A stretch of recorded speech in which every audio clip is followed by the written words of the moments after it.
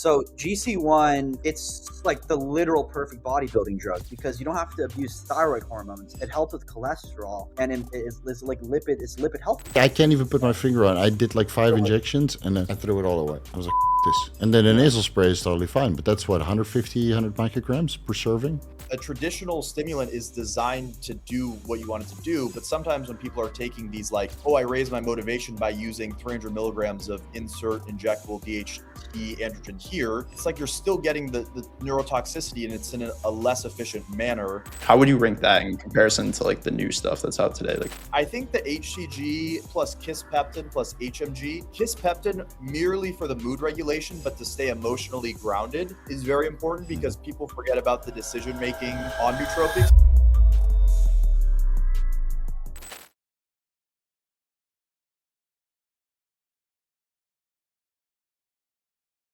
What is the name of this podcast? Yeah, that's a good one. I don't know. It feels kind of like the evolution of like, now we're all younger and now you're I don't want to say you're the older one, but like Uncle Steve and the Funky Bunch. Steve and like this, yeah. So I feel like it's like it's like the next kind of generation that you've like trained in for when you go down, not die, but like stop doing YouTube videos. I don't know how it's. No, it's we all grew up watching you throughout like high school and stuff like that. High school, college, literally when we were trying to do things right instead of just hopping right into it, we all watched your content. I know I was working a software engineering job. I was literally listening to Vigorous Steve podcast through Spotify and trying to figure out what I was doing. Yeah. That's funny. Weird for sure, but I don't know. Name-wise, I don't know. So we'll have to think of something after. Oh, well, I'll have to think of something right now, I guess, because you got to say the name and the. Yeah. Let the audience decide. Exactly. I think they're gonna go with Uncle Steve or something like that. But yeah, Uncle Steve, Daddy Steve, and next gen Peptide Bros. Peptide Bros would be okay. Oh, we can't do next gen. Next gen is a company, but really? Okay. Yeah. We can't do that one. But yeah, if you guys are ready, I think we're recording now, so we can just kind of go at it. Yeah. Just get started. We'll figure it out. Great. Yeah. So, guys, it's a pleasure to have you guys all here in one place. Some of the smartest minds in the space. I've actually been following every single one of you since the very beginning. Brandon, I watched the first podcast I think I watched was it wasn't with Niall. That Niall podcast was really good though. You crushed it with him, man. Same with you, Steve. We got to get you on there, Derek. I think you'd have a very good conversation with him, man. Smart guy. But it's a pleasure to have such smart minds all together, and I'm excited. I think no one needs introductions here, maybe myself, but I'm the only unknown person. My name's Jack. I'm the operations manager for Disguised Alpha, and then if you guys want to introduce yourselves as well, I guess. Brandon? Yeah, so my name is Brandon, and I, very not riskily so, but I frontwardly own the company called Adera, which is focused essentially on moving, kind of transitioning, I feel, the peptide space from this underground, like taboo type thing to more of a modern cosmetic, nootropic kind of company and make it more easily digestible for the average consumer. And part of that, I think, is like having an owner that's kind of tied to the brand, which is cool. And so that's what I've been kind of working on. Before that, I did a lot of educational stuff with peptides and whatnot. But now I've kind of moved more into the product, the R&D side, and how to kind of best deliver that education and R&D to the consumer, but not just that, but in a very digestible way for the average mom or dad or CEO who's kind of getting into this stuff but might feel a little nervous about it.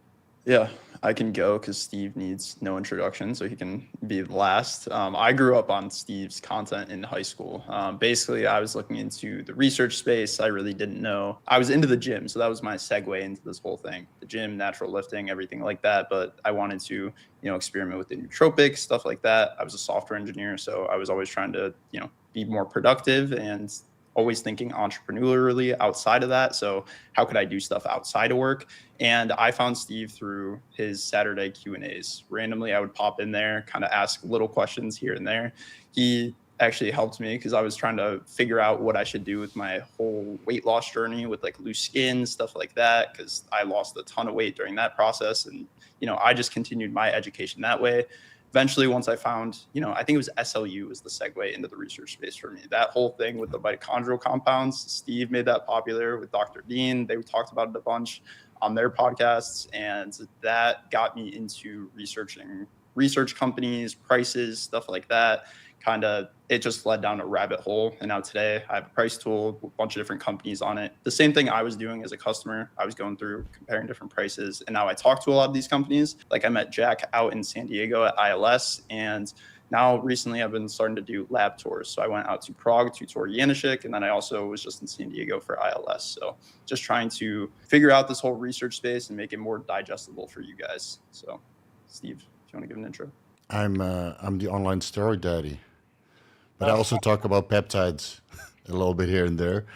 It's funny that, you know, things have gone kind of full circle now, because I talked about a lot of peptides years ago, and it wasn't popular at all, like the GLP-1s and the 5-amino-1-MQ and the NAD plus and the MOTS-C and the other mitochondrial stuff, and now it's somehow, some way super popular.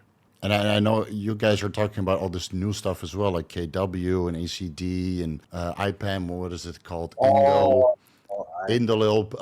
propam. I can't even pronounce Yeah, I it. can pronounce it either, don't worry. Indole propium. Oh, can I show that? It's not propamide. Indole propiamide.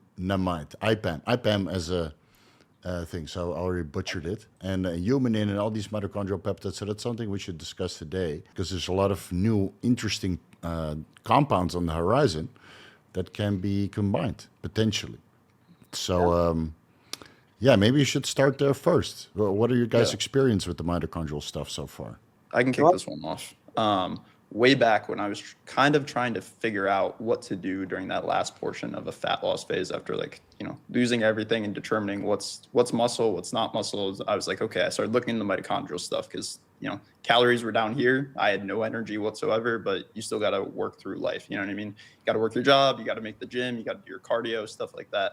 So I started watching your videos, and that's how I kind of found methylene blue and SLU were kind of the oddball ones. Those were the ones that I was like, okay, interesting. SLU is a segue because it was just a capsule or like a tablet, right? So it was oral. There's some oral bioavailability there. It works definitely for endurance, more just, at higher doses now. We went into the mega dose route of, 100 plus milligrams for the daily ones. And I know Jack has those high dose ones. I went up to 400 as well, but these are like 100 to 400.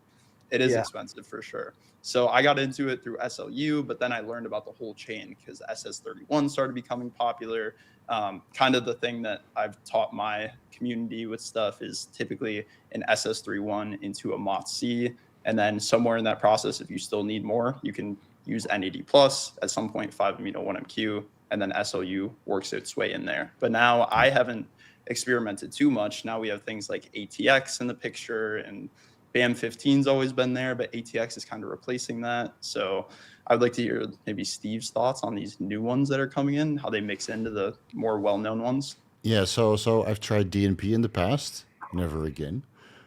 So I'm always a little bit hesitant with mitochondrial couplers because, well, the potential for oxidative stress and damaging the mitochondria from within, and the thermic effects, obviously.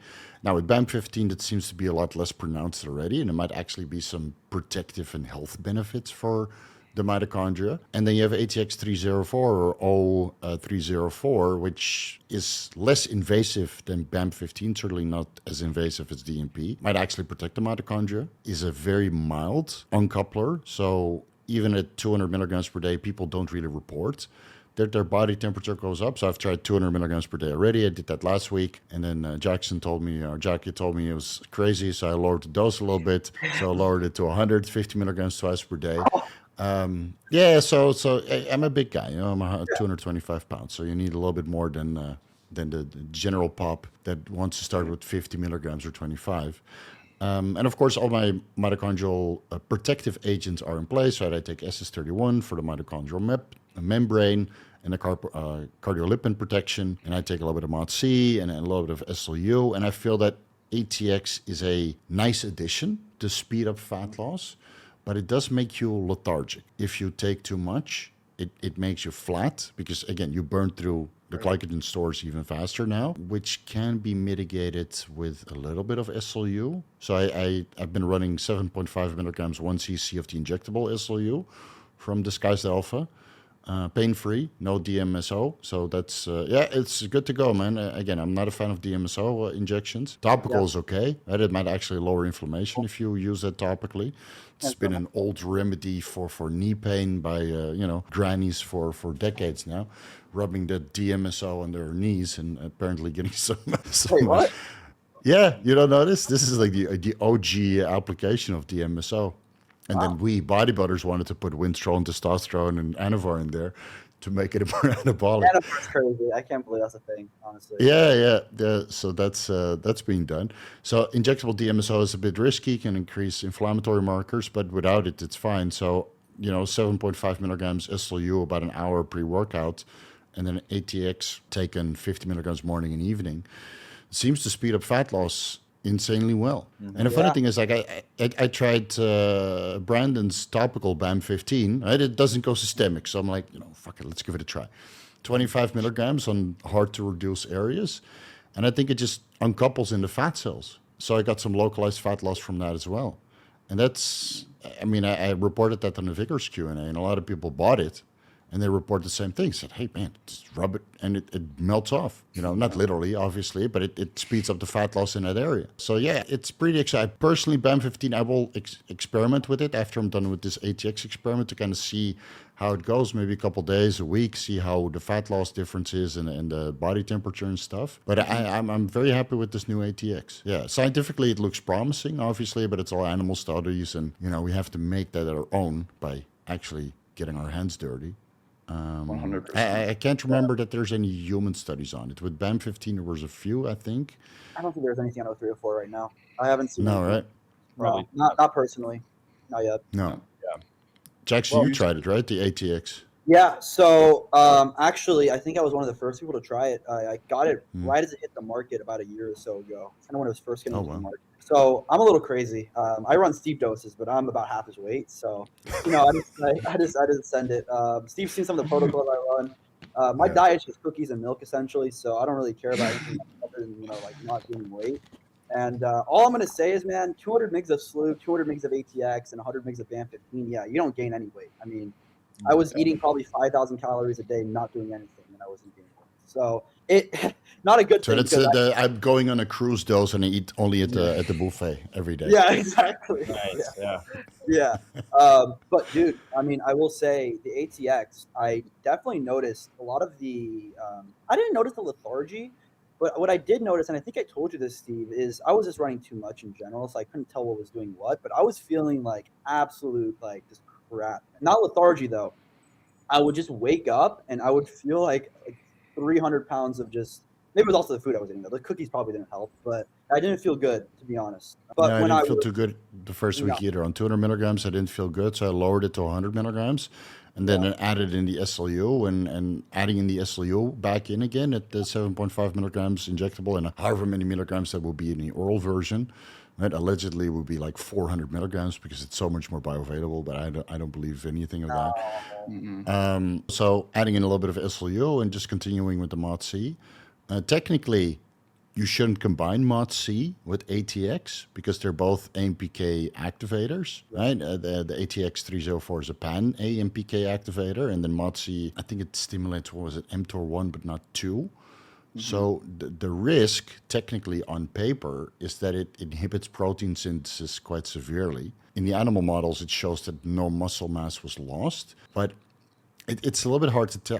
Maybe it's in my head, but I do feel less anabolic on this stack. It feels like my body just wants to burn fat and not really put on muscle. And is that from the AMPK stimulation chronically, like morning with ATX, afternoon or late evening with MOD-C pre-workout, and then again ATX at night, and probably, stimulating AMPK and inhibiting mTOR the entire day through.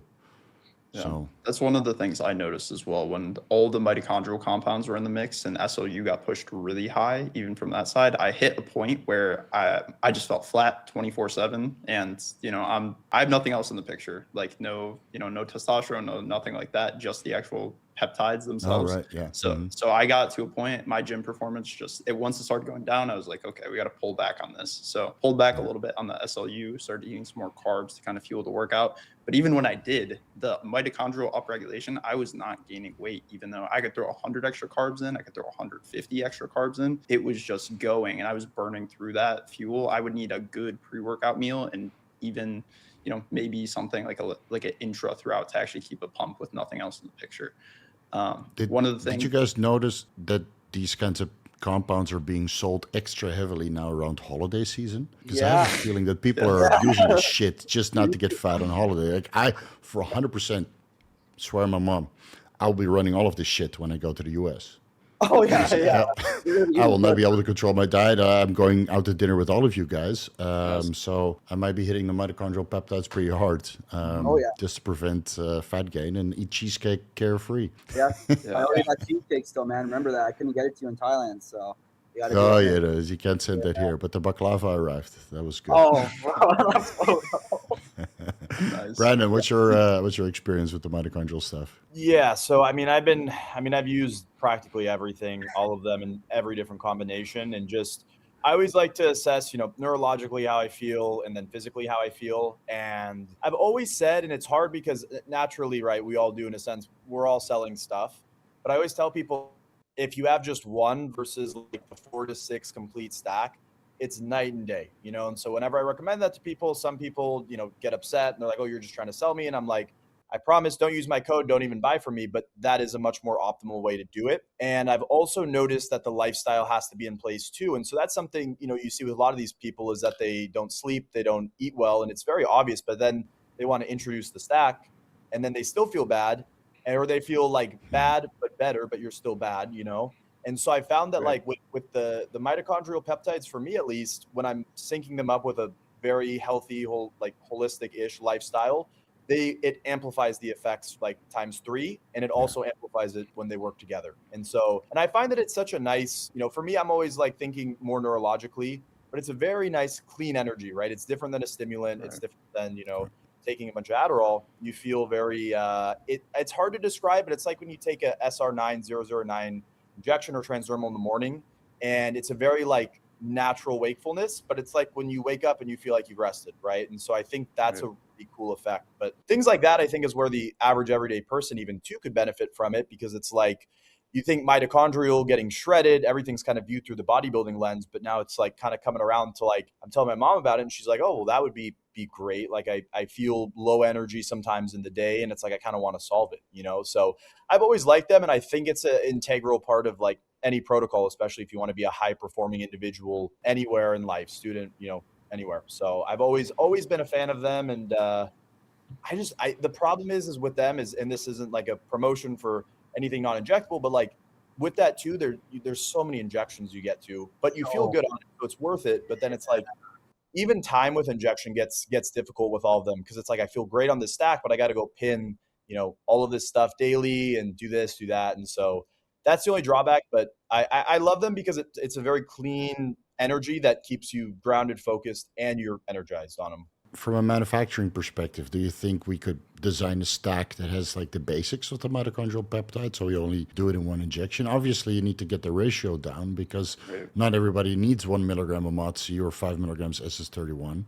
That makes it a bit hard, So I actually can comment here with this, because I've been telling you guys, Derek knows, we tried to do the NAD and the what was it, the MOTC, I think it was. It was NAD and MOTC, yeah. Dude, it turned yellow. So the issue with some of the peptides is the pH just won't match. It's just, they don't match at all. So for injectable, unfortunately, it's a lot more difficult. But then we have stuff like, and I know, Steve, you're not the biggest fan of the droppers, but I know they're in the past been very toxic. But what me and Brandon have been working very clearly, and me and Brandon are literally like business partners. We work extremely close together, and we're extremely close. One of my best friends. All of you guys are, but Brandon's right next to me. I'm clearly at the top though, because he said me first. But yeah. But no, I mean, so we've been working on some stuff, and we've actually perfected a formula for the liquids, and we have a few coming out here, and we kind of commented on one of them. It's called, I'm not going to say the real name, IPAM. This is IPAM, and so this isn't in PEG and it's not toxic at all. It does still taste kind of bad, but you know, even with like our tadalafil, like Derek, I know you're going to be enjoying the candy tadalafil. We have it flavored, so it doesn't taste bad at all. It tastes like sour. We have a few flavors. You have like sour candy, banana. It's like a cocktail, bro. No calories though, don't worry. And so yeah, it's way less toxic. And you know, there's also the transdermals, which me and Brandon are working closely together on as well. Transdermals are for some compounds, unfortunately, it's just a little more difficult. So we can't do it for everything, but for the stuff we can, you know, the transdermals, you know, and the droppers, that's probably the best way to go about it. And with anything that has bioavailability, it's extremely possible. So yeah, like the IPAM, that's one. And then, you know, the SR9009, we have the transdermal coming out. Brandon already has it out, and that works well. I mean, I like it. But then again, the IPAM and another one, phosphoracetam, that's completely different. But I actually took phosphoracetam right before this. I don't know if you guys saw what I was dropping in my mouth. It makes me so happy. I mean, whenever I'm taking all this mitochondrial stuff, you know, you guys were saying you have, like, again, Brandon, neuroprotection, right? I don't want to always take some like a Mementine or something like that. I don't want to take pharmaceuticals for everything. So something like phosphoracetam, I think is it NMDA, I want to say, right? Is it upregulate GABA receptors, okay. I think. Yeah, so it upregulates your GABA. I mean, dude, I feel every time I take it, I just feel like I'm on top of the fucking world, dude. I mean, I feel amazing. Okay. So I feel so good right now, even though I took like 30 Addy. I took 30 Addy 3 days in a row. So don't forget to sleep, Jack. Yeah. Oh, bro, I don't want to talk about my sleep, man. It's been bad, but yeah, I mean, I'm here functioning every day at a pretty high level because of, you know, what me and Brandon have been working on and producing. Not even just that. I mean, I just like genuinely just take my proper supplementation. You know, I take I take the Steve Stack. I copied Steve Stack exactly off the website. I mean, it works. Yeah. He wouldn't bullshit you. That he wouldn't put something false out. I mean, there's a reason why it's out there, and people still are putting all these random supplements in that just make no sense. It's like, why are you spending money on, like, you're feeding money to these companies for no reason.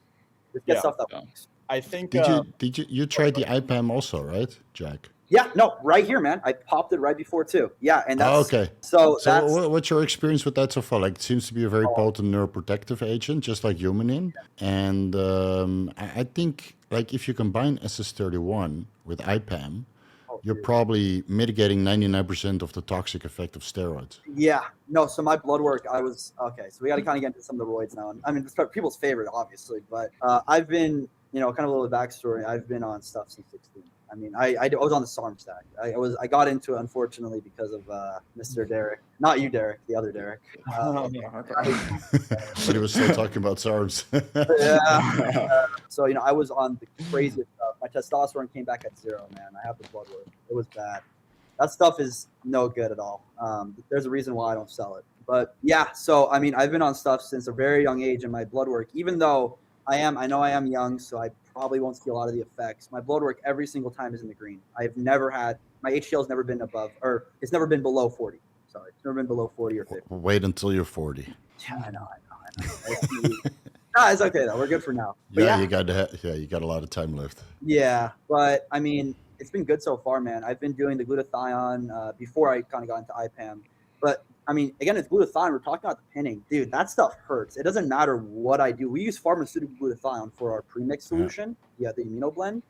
And it still hurts. It still is painful. So, again, using some stuff like, you know, the alternative kind of formats, like, for example, the IPAM, even nasal MOTS-C, that's been amazing. I actually love the nasal. Oh, really? Okay. Dude, yeah, there's studies on it. And when I told him about it, he was like, I don't know about the I didn't believe it. I was like, I'll send you some. It sounds like BS. I mean, it really does, but it works because I just instantly took it and I felt like, boom, awake instantly. Yeah, so, I mean, I remember reading some studies about like mitochondrial benefits in the brain. I can't remember if I read a nasal spray study on it. I mean, it's been a while since I made a MOTS-C deep dive. There's a few. But that would totally make sense to take as an intranasal spray, and it should last for about 4 to 5 hours. So it's maybe double dose twice a day. Should last pretty long. Take it pre-workout, take it before cognitive activity. I mean, we know we have these stacks, we do some stuff, you know. We all have our kind of entrepreneur stacks, which I want to dive into later. But yeah, I mean, the IPAM combined with the phosphoracetam combined with some CDP choline, and I like any racetam personally. Phenol's good as well, but I feel like using phenol with all the other stuff I use can get a little overstimulatory at times. But throw in some Motzi intranasal as well, and just anything else. I use a transdermal slew and BAM as well from time to time, and those sell pretty well. People like it. Again, we were talking about the BAM 15. People commenting good on it. I mean, it's just too new, in my opinion, to kind of say. Yeah, it takes time for people to really give their feedback and kind of see what people say. So, but I think, the future, in my opinion, is people are going to get pin fatigue. That's the problem. People don't realize it now. Yeah, I know. People are going to get pin fatigue, man. I've been doing this since 16. I got tired of pinning music. It just happened. I've been pinning for 15 years. I did like 10 injections today. It's fine. Yeah. Oh my goodness. I tried to recover my quad, man, and it's like glow and a cartilax and GH and it's the full Monty. Do you think Cartilax works? I haven't even like. I'm not sure. The studies are. Yeah. But dude, when you tear your quad, you're desperate. And again, I'm recovering like twice as fast as normal. So I'm already walking. I'm doing leg presses and driving motorcycles again. It's been 9 weeks post-op. So the Cartilax potentially adds 1%, but I'm the kind of guy who gets bulk peptides from China directly. A good friend of mine just sends them. I say, I need this and this and this. Yeah, it's coming 2 weeks. And so I got like 5 boxes of 10 vials of 50 vials of 20 milligrams Cartilax, and it's not going to finish itself. So I got Clo and Cartilax and fucking GH and all that shit. So just run it. If it does anything, sure, fine. If it doesn't do anything, then okay. Okay, you're not paying. Doesn't matter. But no, it's only lost a lot of syringes. But yeah, pin fatigue is real, man. I mean, polypharmacy. I kind of popularized polypharmacy, I think. Like bodybuilders were doing polypharmacy for decades, obviously. Right? You have your steroid cycle, you have your test, tren, mastron, clen, arimidex, blah, blah, blah, blah, blah. And then now with all the new peptides and stuff, I kind of educated people how to add that on top. So the steroid abuse has gone down because the mitochondrial function has been upregulated and fat burners have shifted. Yeah, that means that some people are running like 15 to 20 compounds now. And then half of those are injected, and it gets tiring. Yeah. It gets very tiring. And some of them, like BAM 15, for example, or SLU, can offer some localized effects. So why not just take it topically, Like how much of that will go systemic, I'm not entirely sure. Again, it depends on the formula and the compound and how it kind of permeates through the skin and the fat layer and then ends up in systemic circulation or go through the lymphatic system, right? So some of them would work better than others, but if it only needs to go to the fat cells, then it's the same as nasal sprays. It only needs to go to the brain. So Brandon, you had that intranasal bromontane. Can you tell me a little bit about this? Because I remember you gave me a bottle. You gave me a bottle of bromontane a couple of years back, and it's now my favorite, man. Yeah. So with all of this stuff, in terms of like permeation enhancers, or earlier we were talking about, liquid formats of things where you drop it in your mouth. Like all of these things, I think there's been this kind of misconception in the space that there's only one way to do things. And part of that, I think, stems from distrust of, pharmaceutical companies, which is justifiable, of course, but it's also like, I think pharmaceutical companies are further ahead of people in our space than we think. And that's where there's some blind spots, right? And so that's where even, Jackson and I were talking about stuff. And like, Steve, you and Derek, for some reason, are like the two where it's like, I tell someone about something and they're like, oh no, like what is Derek going to say about that? Or what will Steve say about that if I do that? And I'm like, I don't know. They get so worried about your guys' opinions. So don't have to, because everybody has their forte of knowledge. And Derek is like semi-retired and I'm semi-retired. So like I rely on Jack now to bring new shit to my doorstep, like the KW. I had no idea. Or ACD. I didn't know what the fuck that was. And you sent it over. I tried. I'm like, this has potential. Well, that was the same thing with KW for me. Like, I got excited about Disguise because I was like, they have all the stuff that nobody else has, even from the other companies. And it's, something that finally gets me excited in the research space versus the same mitochondrial questions over and over and over again. Or the same it gets tiring and all. GHK reels on Instagram every time you scroll, I feel like, or the best healing peptide. It's like the same AI. Like, I think I had to stop Instagram because it was the same AI script about people talking about the Wolverine stack or something. Come on. I was like, it was insane. But it's big business, man. Everybody's getting rich off the peptide, so it's everybody wants a piece of it now. You know, I mean, I can't blame them, but you have to be selective who you listen to, obviously. Yes, and I think I really think this will be like the genesis of the space, because I feel like there has been a bit of a stall out ish in terms of stuff, and so I think even for me it was like I was sitting there and I was like, this is kind of, you know, not boring for me, but like, okay, there's a MOTS mitochondrial stack that you're running, or you're using GHKCU for your face and your skin looks great, and not to be rude, but like, not who cares, but okay, I've heard all the stories, like what's kind of next, and you know, I think that's with manufacturing, and even within just not only the manufacturing that we're doing, but working with people like you, Steve, and you, Derek, to where it's like I can work with real influencers in the space, but we're also formulating things from the ground up. And I'm saying, here you go, Steve. Here you go, Derek. Like, here you go, Jack. What do you like? What do you don't? And Steve and Derek, your feedback's always very honest. And it's nothing of personal, but like, you know, and that's what I think is cool about what we're doing, is that we have the R&D to do things like, you know, dropper bottle, like the dropper in your mouth, that don't have a bunch of toxic solvents, because there's pharmaceutical grade suspension systems that we're using, and they're not perfect, but they're far better than, you know, all the stuff that we've been using before. So even when I was talking with Jax, he's like, oh, Steve doesn't like the dropper bottles, and I was like, well, I mean, I think part of that probably comes from the space has been doing them in a way that's just like a caveman with a bottle of like pagan PG in his cave. Yeah. Like oh my goodness, this is horrible.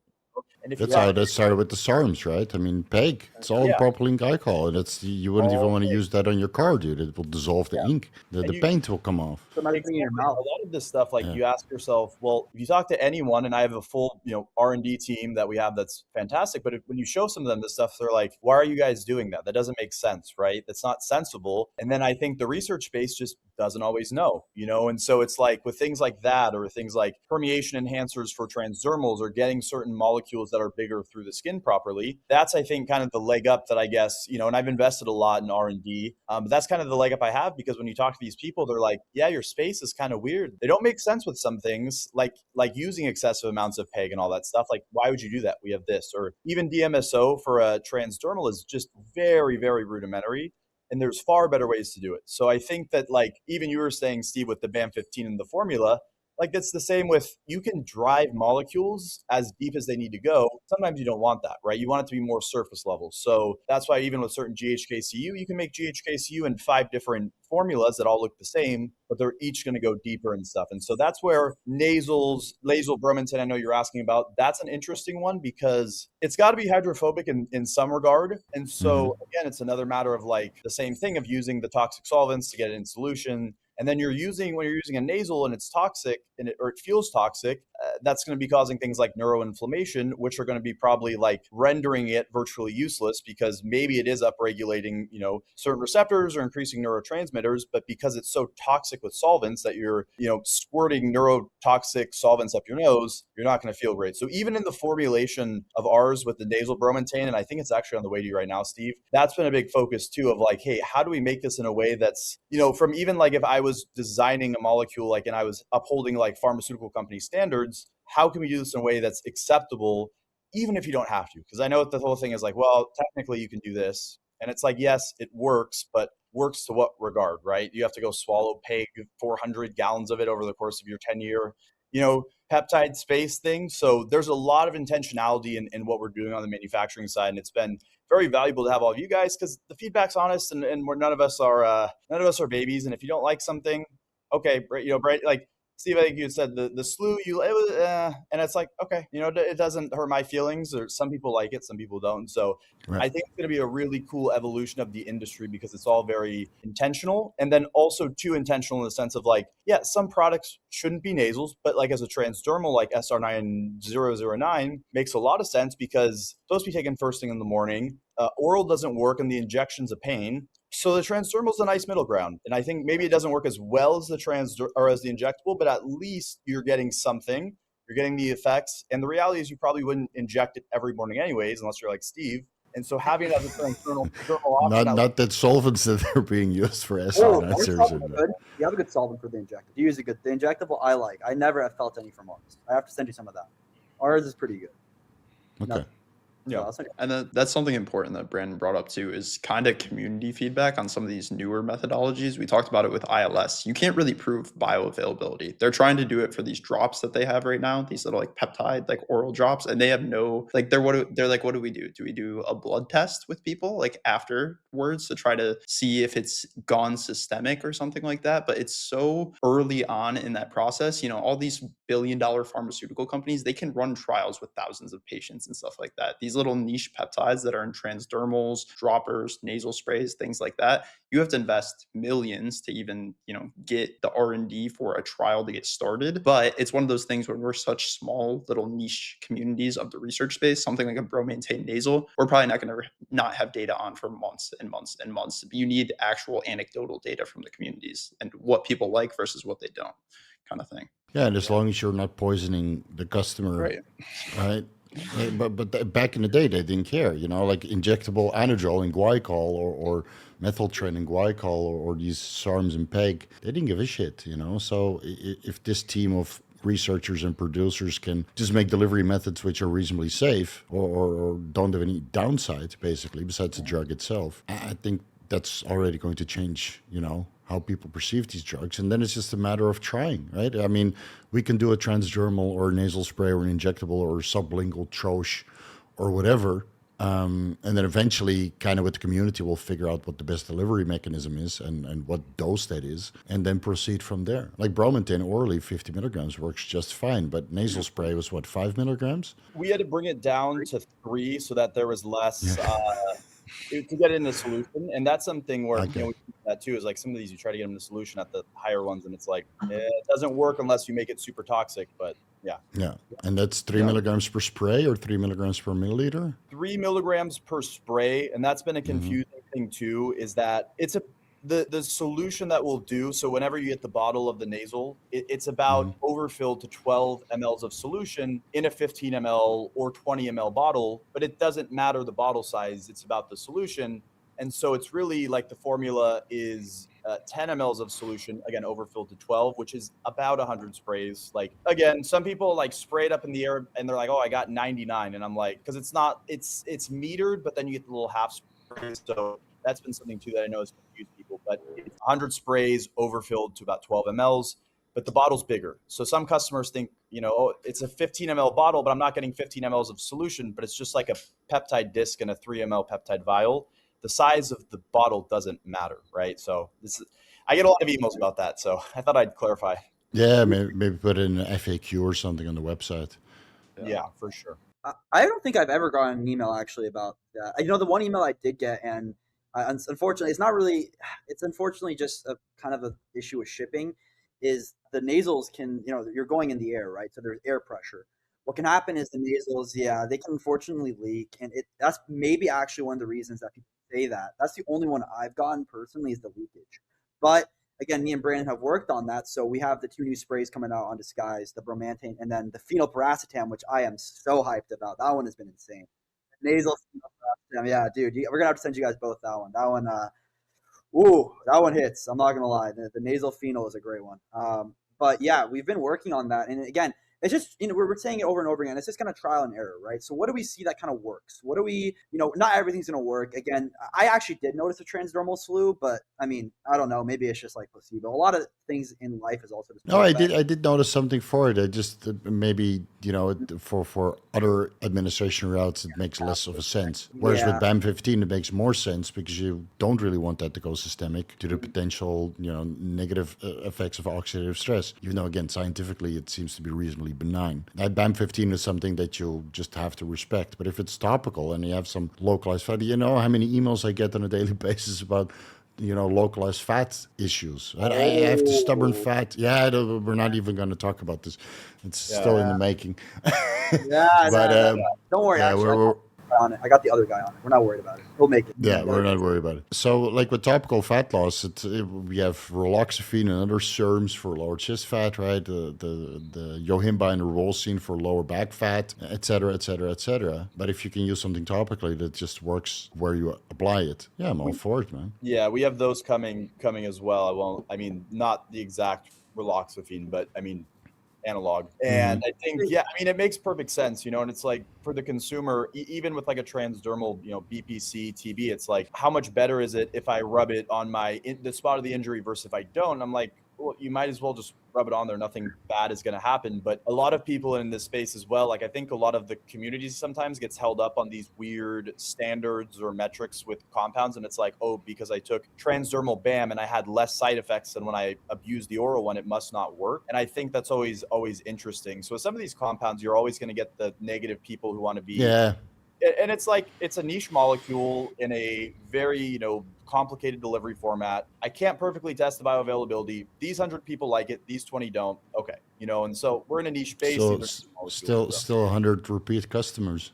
Exactly. And I mean, but that's like, I think that's one of there's these unrealistic standards, even for testing sprays, that's people get upset because of it. And you can test the raw, but I was explaining to people too, if you test the raw, but then you put it into a solution or a DMSO thing, or it's super toxic with solvents and you make it into a spray or transdermal, it's virtually useless because it kills off the API. Right. So it's good to test the raws, of course, but it should be noted that in your companies show that if they're not formulating it correctly, they could be killing off the API, and it doesn't. There's a lot of misconceptions about stuff, and I think it'll be good to dive into. I won't go too deep into all of them, but there's things like that where it's I think it's important to kind of set I don't want to say narrative because it sounds like a very manipulative term, but just to properly educate people and say hey, it's very hard to test a spray in solution. We're working on it, but give us some time, because this isn't just, mixing some things around and testing. It's very, very high level stuff. That's very a lot of science and a lot of this stuff is very gray, right? Works doesn't science is gray in itself. And so people want these black and white answers. And it's yes, testing sprays is going to happen eventually, but in solution, but it's very, very difficult. And it's hard to get everything locked in for that. And so I always try to, because a lot of this stuff too, there's people from the bodybuilding space. So I think their instant response is, if you can't inject it, it must not work. And there's things like melanotan too, where I say, yeah, it doesn't work as well. But the goal with these compounds, especially the goal of future pharmaceutical compounds, is not to blast you with a bunch of effects like bodybuilders want.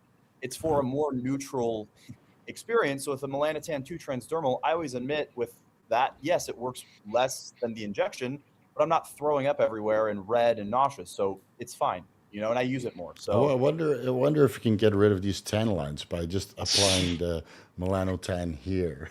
Oh my goodness! Wow, man. It's a lot of motorcycle, man. It's That's your solution, man. Nice. That's good. Yeah. I was gonna say on the actual testing for it, because I heard the same thing. I went to Janishik and then I went to ILS right after. For the nasal sprays and stuff like that, they won't give it a purity. Janishik specifically says, I'm not giving it a purity because by the time it gets here, I don't know all the solvents that are in it. I don't know everything it was manufactured with. The graphs of the little chromatograms on the HPLC or mass spec, whatever they're running it through, is so tiny. They need months and months of testing to develop a methodology, and they'd have to know every single thing in it. And a lot of the times when you're working with manufacturers, China, if you're working here, regardless, they're not going to give you their proprietary blend for it. So they're like, nope, we're not doing a purity. We can maybe get content mg per ml or microgram per ml kind of thing. And that's all they'll test for it. So the nasal sprays and other topicals, especially transdermals, you're probably not going to get a COA that you're used to for normal peptides. Normal peptides are going to have its own thing. So and it's multi-ingredient stuff. It's multiple ingredients, so that it makes it even more complicated. Same with the injectable aminos. There's maybe 5 to 7 different compounds in there. Some are amino acids, some are regular compounds, regular molecules, and then pH buffers and all that stuff. So it's going to be different. It's not like, oh, you got retatrutide and we only need to test retatrutide and maybe a little bit of whatever else is in there. Yeah, we saw with certain peptides that when we were at ILS, they saw a benzyl ethanol or benzyl alcohol spike in certain peptides. And I actually talked to some other peptide company owners, and they're trying to do this for AOD and TESA specifically to prevent the gelling. They're adding it in as an ingredient on the back end, which is not going to harm anything, but they have to decide whether they mark that as an impurity or as part of the peptide, which they don't know depending on the manufacturer. So there's little things like that, even within certain peptides that, is it going to harm the peptide? No, but is it something that they count as an impurity? That's up to the lab itself. Yeah. So I also think that a lot of the testing and stuff, it really, it's important. Obviously, we want to make sure everything we can get tested is tested. But for example, the amino blends, I got a quote back. I think ILS They won't even test it. And Chromate was like, yeah, it's like $4,000 per test. Because I mean, there's like 8-9 different ingredients, some of these amino blends, but yeah, per compound. So I mean, I'm gonna say this, like, I really think also it depends, do you actually trust the company and their manufacturing process and what goes behind how they're making it? Are you getting the stuff from China, or are you actually making it in a sterile room? Like, because we all know, I mean, Steve, you know this best, man. That China stuff, that hurts. The aminos and oils, I don't like. Oh, never. the when they order from China directly. Yeah. Because Never again. yeah, never, man. Raw APIs are all sourced from China. We all know that. But how they're actually made, or is it made in China, or is it, sourced and made in the US? So No, that's the golden rule is no finished products from China. No Yeah, steroids, no peptides, or nothing. Raws, sure. Lyophilized, sure. But finished products, no way. never. So, and I'll be fully transparent. When we first started, I didn't have the money. I couldn't do it. I couldn't get, it was only the L-carnitine. We only sold the L-carnitine and B12. But that stuff, it was from China, and the amount of complaints I got over the post-injection pain, oh my God, it was terrible.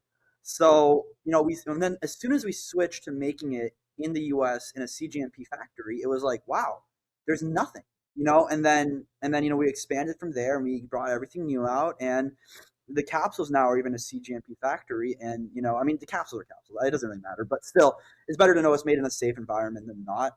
And yeah, man, I mean, I really think it just matters. What is the chain of custody? How is this being made? And Derek, you speak about that a lot, man. I really, really think it's just about the manufacturing practices that these companies use. So some companies, it's all about the bottom line. They're not willing to spend that extra, they're not willing to lose that 20-30% margin on their products when, like, just to give the customer a better experience. I really think that's terrible, because at the end of the day, you're going to lose that customer and you're going to lose that, like, long-term income, That's just what it is at the end of the day. It's business, right? And I don't want to see that, because I personally wouldn't want to inject something that's going to make this giant fucking lump. I couldn't even sleep on some of the lumps I would get, to be honest. I couldn't sleep. It would be hurting so bad. With some of the blends, I think if you test all the ingredients pre-manufacturing, then it's totally fine. I mean, The raw APIs. that's if you got like 7 different ingredients, you test all the raws, and then you start producing. But of course, a lot of people would like to see like a test result with a specific batch of that finished products. But for some products, it's just not possible, And then it's up to the consumer whether they want to take that risk or Exactly. not. Yep. You know? Derek, we're talking about it, Yeah, and that's something people have to realize with just being able to self-monitor and even like understand what's happening under the hood. Because like some of this stuff, like if it is, if something comes back a little bit higher dosed or whatever, and it's not feeling right, you know what I mean? That's a sign to kind of step back and pull away from it. Everybody just takes everything at face value, and they're like, especially I see it with the GLPs all the time. Oh, this isn't working, or this product doesn't work. I was like, well, for some of this stuff, like you have to realize like they're trying to aim for like maybe a 10 milligram peptide. But for the ones that have COAs and stuff like that, I was like, did you check it? Because I've seen crazy stuff. I've seen Sema that's supposed to be a 5 mg and it comes back as 20 milligrams. And I'm like, you're going to harm somebody with this, right? So like the stuff that does have it, like you have to be able to self-regulate. And if, you don't want to take that risk on the mg amounts or something like that, some of those amino blends aren't for you because they're so difficult to test themselves. Yeah. Right. Yeah, and with the GLP-1s, I mean, if you now look at the Chinese manufacturers, they go from 1 milligram to 50 per vial. Yes. You got 100 milligram MOT-C vials and 100 milligram GHK copper vials. And I just saw a 500 milligram tirzepatide vial the other day. Wait, that they're making. what? Yep. Wait. It comes shockingly enough, it's a 10 ml. There's not enough in there. It's crazy. I think it's more for like they send it out for like trials where they just use one vial for the entire thing, but they are manufacturing those now and people are buying them. So it's crazy. Line 20 people up and give them right. Yeah. Yeah, family size vial. Like the family size Dorito bags, they're just sharing it between the entire family. Right. Grab your 5 milligrams. I bought some bulk peptides. I got 1 vial, 500 milligrams. It's the real way to save, right? That's the real saver. Yeah, and I think who was it? Maybe it was Chase that talked about this. People will just always go for the cheapest milligram per the cheapest milligram. What is it? Like cheapest dollar per. Yeah, Yeah, a still lot of people will upgrade to 60 milligrams if they get if there's a 60 and they're taking 1 mg or 2 mgs a week. And I was like, are you really gonna use this thing for 30 weeks? Yeah, And exactly. it's crazy. It's crazy. So, But Janusik showed that some of these peptides stay stable for like 3 or 4 Yes. months or something. But are they Yeah. piercing the stopper every day and injecting a little bit of air every day? That's not what is happening in the test, right? No, they're not. I mean, it's testing the lyophilized powder at the time of whatever the time. well, They're yeah. not- So they'll basically reconstitute it, test it, and then every week Oh, they'll okay. grab a little bit out, or every month. Like some of these 3-month studies, they grab it once a month. But it's sitting in the fridge. The fridge, that fridge is kept under sterile conditions with everything else in the lab, and it's probably the perfect environment if you ever to run a test on it. You know what I mean? So Peter's the not average person- sneezing every time that he grabs it. Oh my god, bro! Was he sick? I hope the guy was sick, man. I don't know. I hope something was up. That's It did look good. It did look Yeah. good. I hope they can get some ISO certification. oh god. Wait, are they not ISO certified? No. They're not? He basically said that they would look at ISO certifications if they need it, but honestly, they just bumped prices another 15%, and they have not lost customers. So that's what's weird too, is like, how do you certify a nasal spray bromantane manufacturing like with who, so it's like some of these companies, they throw around these certifications or like these titles, and like CGMP, sorry, I wasn't saying CGMP is a good certification. Of course, that's very valuable. Like, okay, you're making this niche compound from Russia, Russia's pharmacology 50 years ago in a nasal spray, and the USA, like what certification are you going to get? But then it's like the consumer will see, oh, they're this and this, they must be trustworthy, right? But it's like, what does that even mean? And it's even with the manufactured in the USA stuff. It's funny because you'll see from the consumer, if I always tell for my 7, for all the other stuff like B2B, I always say put it on the spray because it is manufactured in the USA. Then you get the customers like, well, did you go and synthesize the API here? And I'm like, okay, but we did make it here. But those kind of like, there's a lot of like vagueness with these claims. And I think that's another important piece where the average consumer sees a badge, sees a title, and they're like, wow. But it's like, what does that actually, what does that mean? If you look at the certification, how does a facility get certified to make these when there's not even an existing, it's not even a molecule that's been approved, right? So that's another thing I see that, kind of will bug me sometimes. Yeah. You see, with the if you don't USP trust- standard, right, the United States Pharmacopoeia, you think that's only USA made. Yeah. Doesn't mean it's made in the US. Yeah. So I kind of wanted to pivot. I think we spoke pretty highly about the mitochondrial and the testing. So what about you guys? What have you guys kind of experimented with? Screw the actual testing. Let's do this the 1X testing on ourselves. What have we been fans of? What do you guys think actually works and what doesn't? I'll kind of like Derek. I think you've pretty much people to send you. I saw it. What was your collection? You said you had It's 500? bad. When I moved from Denver, I had 870 unopened 3 ml vials, and then there was I don't even want to talk about the 10 mLs and the amino blends. It was a lot. Yeah. It was a lot. Every blend you could think of. Yeah. So from the nootropic side, I'll start there because I do want to touch on the entrepreneurial, what compounds to kind of keep you going kind of thing. So pretty much everything on the nootropic side: dihexa, Noopept, bromantane. The one that I couldn't get off a U.S. research company, cerebrolysine. That was one I was hesitant on forever. Steve's video, his deep dive, finally pushed me over the edge, and I was like, okay, I'm gonna finally get it. So I got the Everpharma one, and that was by far my favorite for sleep specifically. I had tracked about 30 days of sleep, and I had an average of a 94 sleep score with that fixed my deep sleep completely. So that was one. I basically did cerebrolysine, and then I kind of mix in bromantane once or twice a week, dihexa once or twice a week, kind of what Steve kind of preaches on his Q&As. And then Noopept, I haven't really felt much from Noopept, but these are more long-term things that build up over time, right? So you got to keep kind of week after week, kind of take it, and hopefully, you get more. Yeah, it's more like an add-on for deep research or deep work. So you add it on top of the dihexa, or you add it on top of the bromantane, and then you're just dialed in a little bit better. That's basically what I noticed. And if you add in uridine 5-monophosphate, it seems to be a little bit better as well. So you have level tier 1 and tier 2, right? And tier 1 is the dihexa Adaxa and the bromantane or the Adderall, right? Right.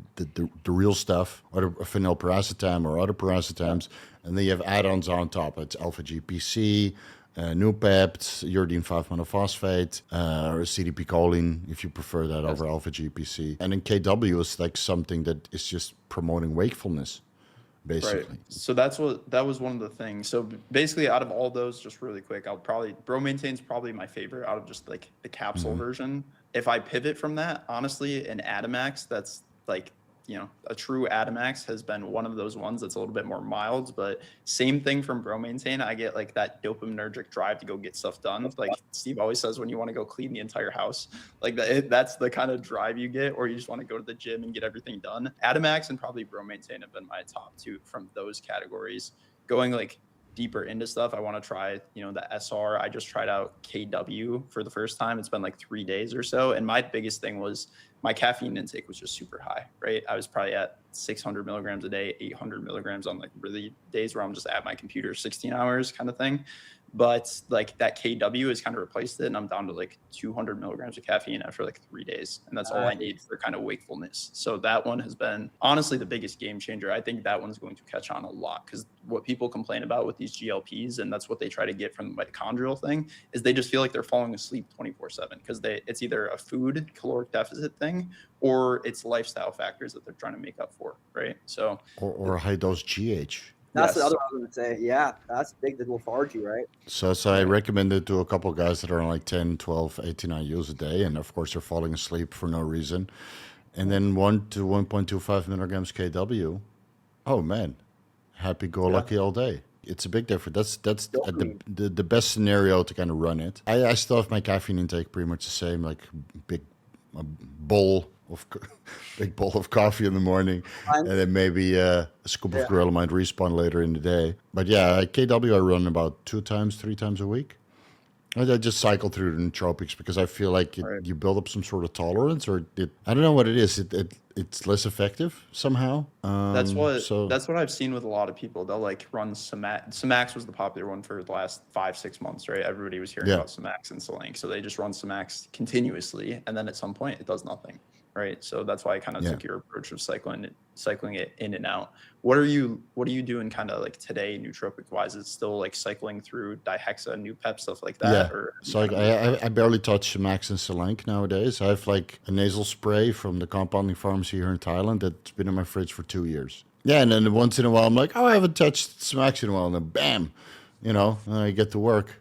But it's not on my priority list. Like Samax I really liked before dihexa and bromantane became readily available. Bromantane was always a bit of a hard item to acquire until a company who we shall not name started selling it. Oh man, Your Brandon got me addicted. Say, hey, you should try this. I said, yes, finally, fuck. Because the phone blows up. They all go, yeah. Yes, I did. I saw it. Yeah. He was right there. So before I used to have to get that from Russia, from another company I no longer work with. And then they went out of stock, and then Brandon hooked me up at the Olympia. Said, hey, here's your bromantane, bro. Get lost. Brandon, so that's still my favorite. But yes, the nootropics always keep coming out. Like, and I've tried pretty much all the paracetam variants, but they don't supersede dihexa or bromantane for me. So that's kind of like my go-to right now. So maybe 3 times a week dihexa, same for bromantane, mixing a little bit of KW in here once in a while. Usually it's like the day after leg day, but right now my leg days are kind of mediocre because I tore my quad. But before, like I would do like crazy leg days with 10 IUs of growth hormone, and then the next day KW would keep me fucking going, man. Because otherwise it'd be lethargic as fuck. I haven't touched cerebrolysine in ages because I use fluvoxamine. And that potentiates a lot of neurogenesis. And that's why I'm so interested in trying this IPAM or maybe Humanin. You're going to have it soon? Oh, Humanin. Oh, yeah. Yeah, Humanin. Because, again, that's mitochondrial function in the brain and protects against oxidative stress, reduces, neuroinflammation to a certain extent. So I wonder how that compares with cerebrolysine. Because after doing the research on cerebrolysine, I have no fucking idea which peptide chain actually does something. It works great for sleep, and it clearly works, but scientifically, I can't I couldn't determine what it is that works. Right. And now there's like cerebroprotein out there and stuff like that the US research companies are selling. I don't know. I didn't go that route, but the cerebral isin, I was mainly looking at it for the sleep benefits because my sleep has been kind of broken up the entire time, especially when your caffeine intake is high and stuff like that. When you want to kind of titrate down, that was the only route that actually worked. I was going to ask Like you for Pinealine and epithalon nasal sprays. I mean, that fucking knocks you out. Jesus Christ. Yeah, that's the other one. Epithalon. Fuck like you, I man. I You did don't that a even couple get months notice. before. You're like, Yeah. boom, and then I still got an hour left. No, you don't. That's what I used. I used some epithalon when I came back from Prague. I was on Uh-huh. 14 hours of sleep maybe for 5 days when I was in Prague. It was so broken up and bad. It was 6 Yeah. hours forwards. Oh, it was bad. Epithalon kind of saved me, and then I was in San Diego 3 days later. So Yeah, it was. and I tried injectable Pinealine. How do you pronounce this? Pinealine? Pinealine, yeah. Yeah, Made me feel so weird. I Really? didn't love it. I didn't felt love so weird. I can't even put my finger on it. I did like 5 injections, and then I threw it all away. I was like, fuck this. And then the nasal spray is totally fine, but that's what, 150, 100 micrograms per serving? So yeah, so that's what I was finding with nasal spray stuff too, is that actually a lot of the nasal sprays actually will work better, right? And so something Mhm. like, to me, one of the most like things that people have missed out on is a very higher dosed DSIP, like 150 micrograms plus, but as an intranasal spray. Right. Like I've even gone up to like 350 for personal use with Pinealine, with the Epitalin, and like those work far better than the injections, I think, in terms of sleep and sleep quality. And you can go pin a whole vial of DSIP, doesn't do a lot, but the intranasal, probably because it's so close to the blood-brain barrier and all that stuff, like it works very well. And a lot of them are really good for just that emotional and mood regulation type thing. So where you're not like emotionally crying at movies, but you feel more in touch. And I think, I know that still sounds like I'm like some like Should like if you buy 10, you get a free Titanic. Yes, exactly. Yeah. But it's funny because the emotional and the mood regulation on like testosterone or androgen, something people don't even realize until you take some of these stacks and you realize, oh wow, I can like I feel these normal emotions again. And I'm not like again being overly emotional, but I've noticed they're good for that too. And a lot of the bioregular data is so hard to, it's all from Kavinson and Russian, and there's not a lot, Yeah. but there is some, and it's hard to sift through. But that nasal spray of Epi and Pinealine and DSIP at that higher dose for my just mental cognitive state and my sleep has been an absolute game changer that I also never got from the peptide vials, so Yeah. super So good. I tried Pinealine, I think 5 milligrams per day made me feel weird. 1 milligram DSIP didn't do anything for my sleep quality, and I tried multiple different labs. So with third-party testing, so I think it's just a systemic versus localized administration. And then Epitalon I do maybe twice a year because that's the only bioregulator with actually some robust data behind it. Yeah. And then you do like 10 milligrams. You do that, what your Russian protocol, Ukrainian protocol, 10 milligrams per day, every single day. And then fingers crossed that it increases your telomere length or, upregulates telomerase activity. Yeah. So, How would you but the rank? nasal spray is good, man. I was gonna ask you about modafinil, because I knew like way back, even on like BioBros, you were talking about it. How would you rank that in comparison to like the new stuff that's out today, like because bromontane, dihexyl, it's all out there. When I ran it, I really like it. I liked it so much. I took 50 milligrams per day for like 5 years. And Derek More Plates More Dates did it also 7 years or something every day. You ran 200 milligrams though. He's a bit of a fiend when it comes to modafinil. So we both ran it, and now every time I run it, 50 milligrams, dude, I get a splitting headache. Me too. It's Splitting. Really? So I can't run it anymore. I think my modafinil neurons are fried. It's kind of funny because some of these things, like when you look at like a traditional like ADHD prescribed stimulant, and then you look at you swing the other way, and there's people who talk about, for example, neurological drive from DHT based androgens and modafinil and stuff like that. It's interesting in the sense of, a traditional stimulant is designed to do what you want it to do, but sometimes when people are taking these like oh, I raised my motivation by using 300 milligrams of insert injectable DHT androgen here.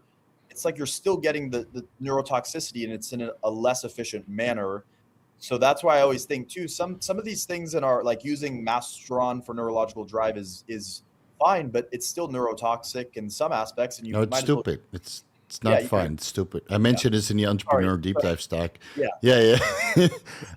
So in the Entrepreneur Deep Dive stack, right, 7 episodes. I would say, yeah, mitochondrial function, neurogenesis, that's where it's at. And the rest is TRT, because you're literally just killing your brain. And then trust me, I've been there. I was killing my brain doing hardcore bodybuilding. And the best thing I did for my productivity and my income was dial it back down to TRT or maybe a little bit more. And I notice it every time. Like, I go in a full-blown cycle, I'm just a zombie, comparatively, to up peak productivity and performance, Yeah.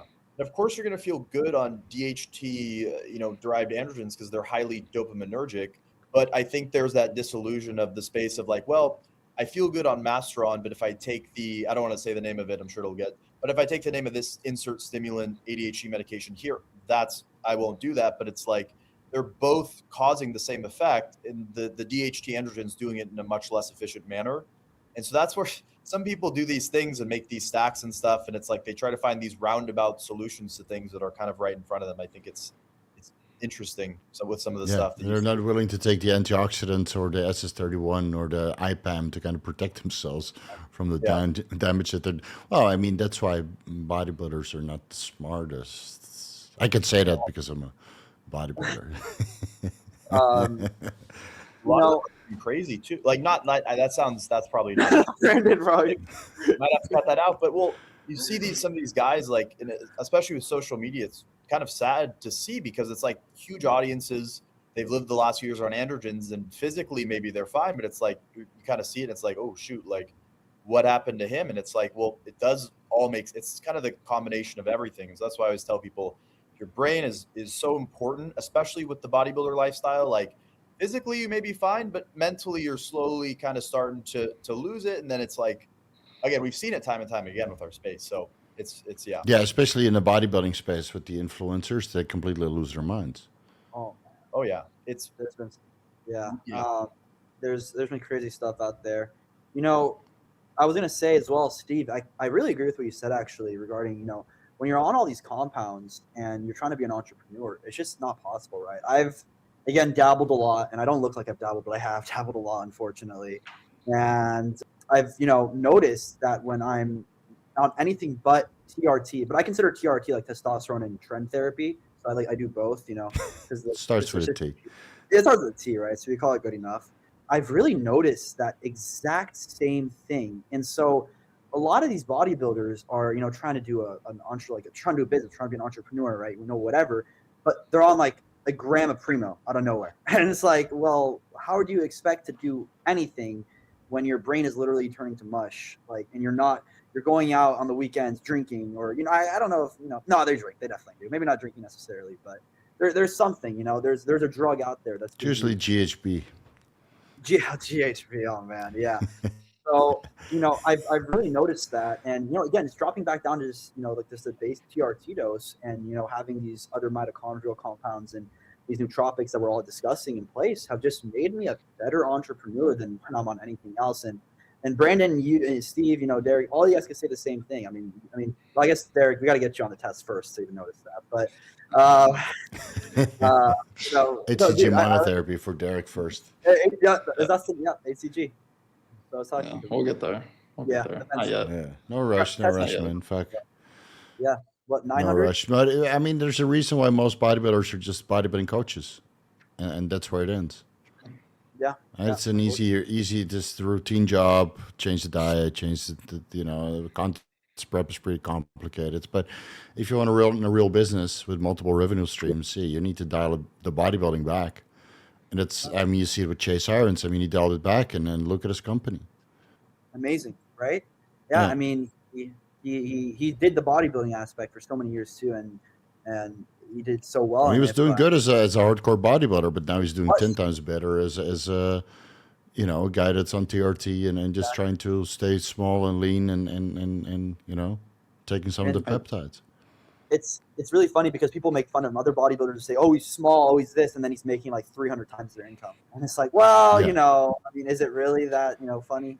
Not really, because he's gonna set his family up for success. While these other people that aren't and investing in their health, because he invests in his health. He uses the peptides, he uses the mitochondria, he takes the diet. By the way, like over anything, like he actually eats properly, right? Like over any other drug, he's eating a proper diet. He's sleeping as well, because that's the other thing when you're using this many DHT, like derivatives and the stimulants. I notice it myself. I don't sleep.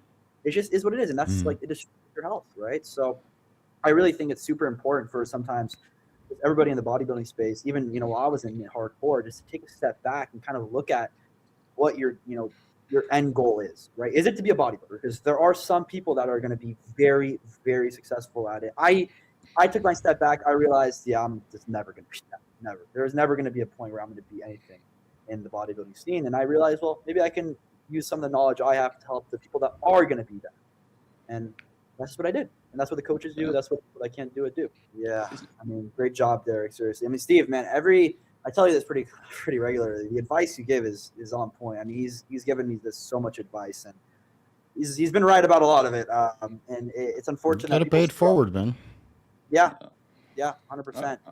Yeah, I've just seen so many people do things wrong and take shortcuts and stuff like that. And I honestly saw, when I first saw Disguised, I was like, you have the opportunity here to kind of step up and replace a big hole in the market with all these other research companies.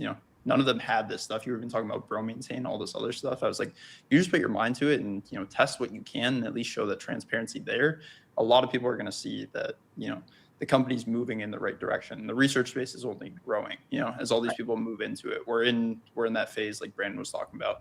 We're going into next level peptides of transdermals, nasal sprays, the whole thing, but it's not getting any smaller. It's just the companies that are there to make a quick buck are just they're going to fall out. You know what I mean? People lose their trust. People can't trust that company. How are you going to trust that they're testing stuff or even, manufacturing properly? So it's a big thing right now.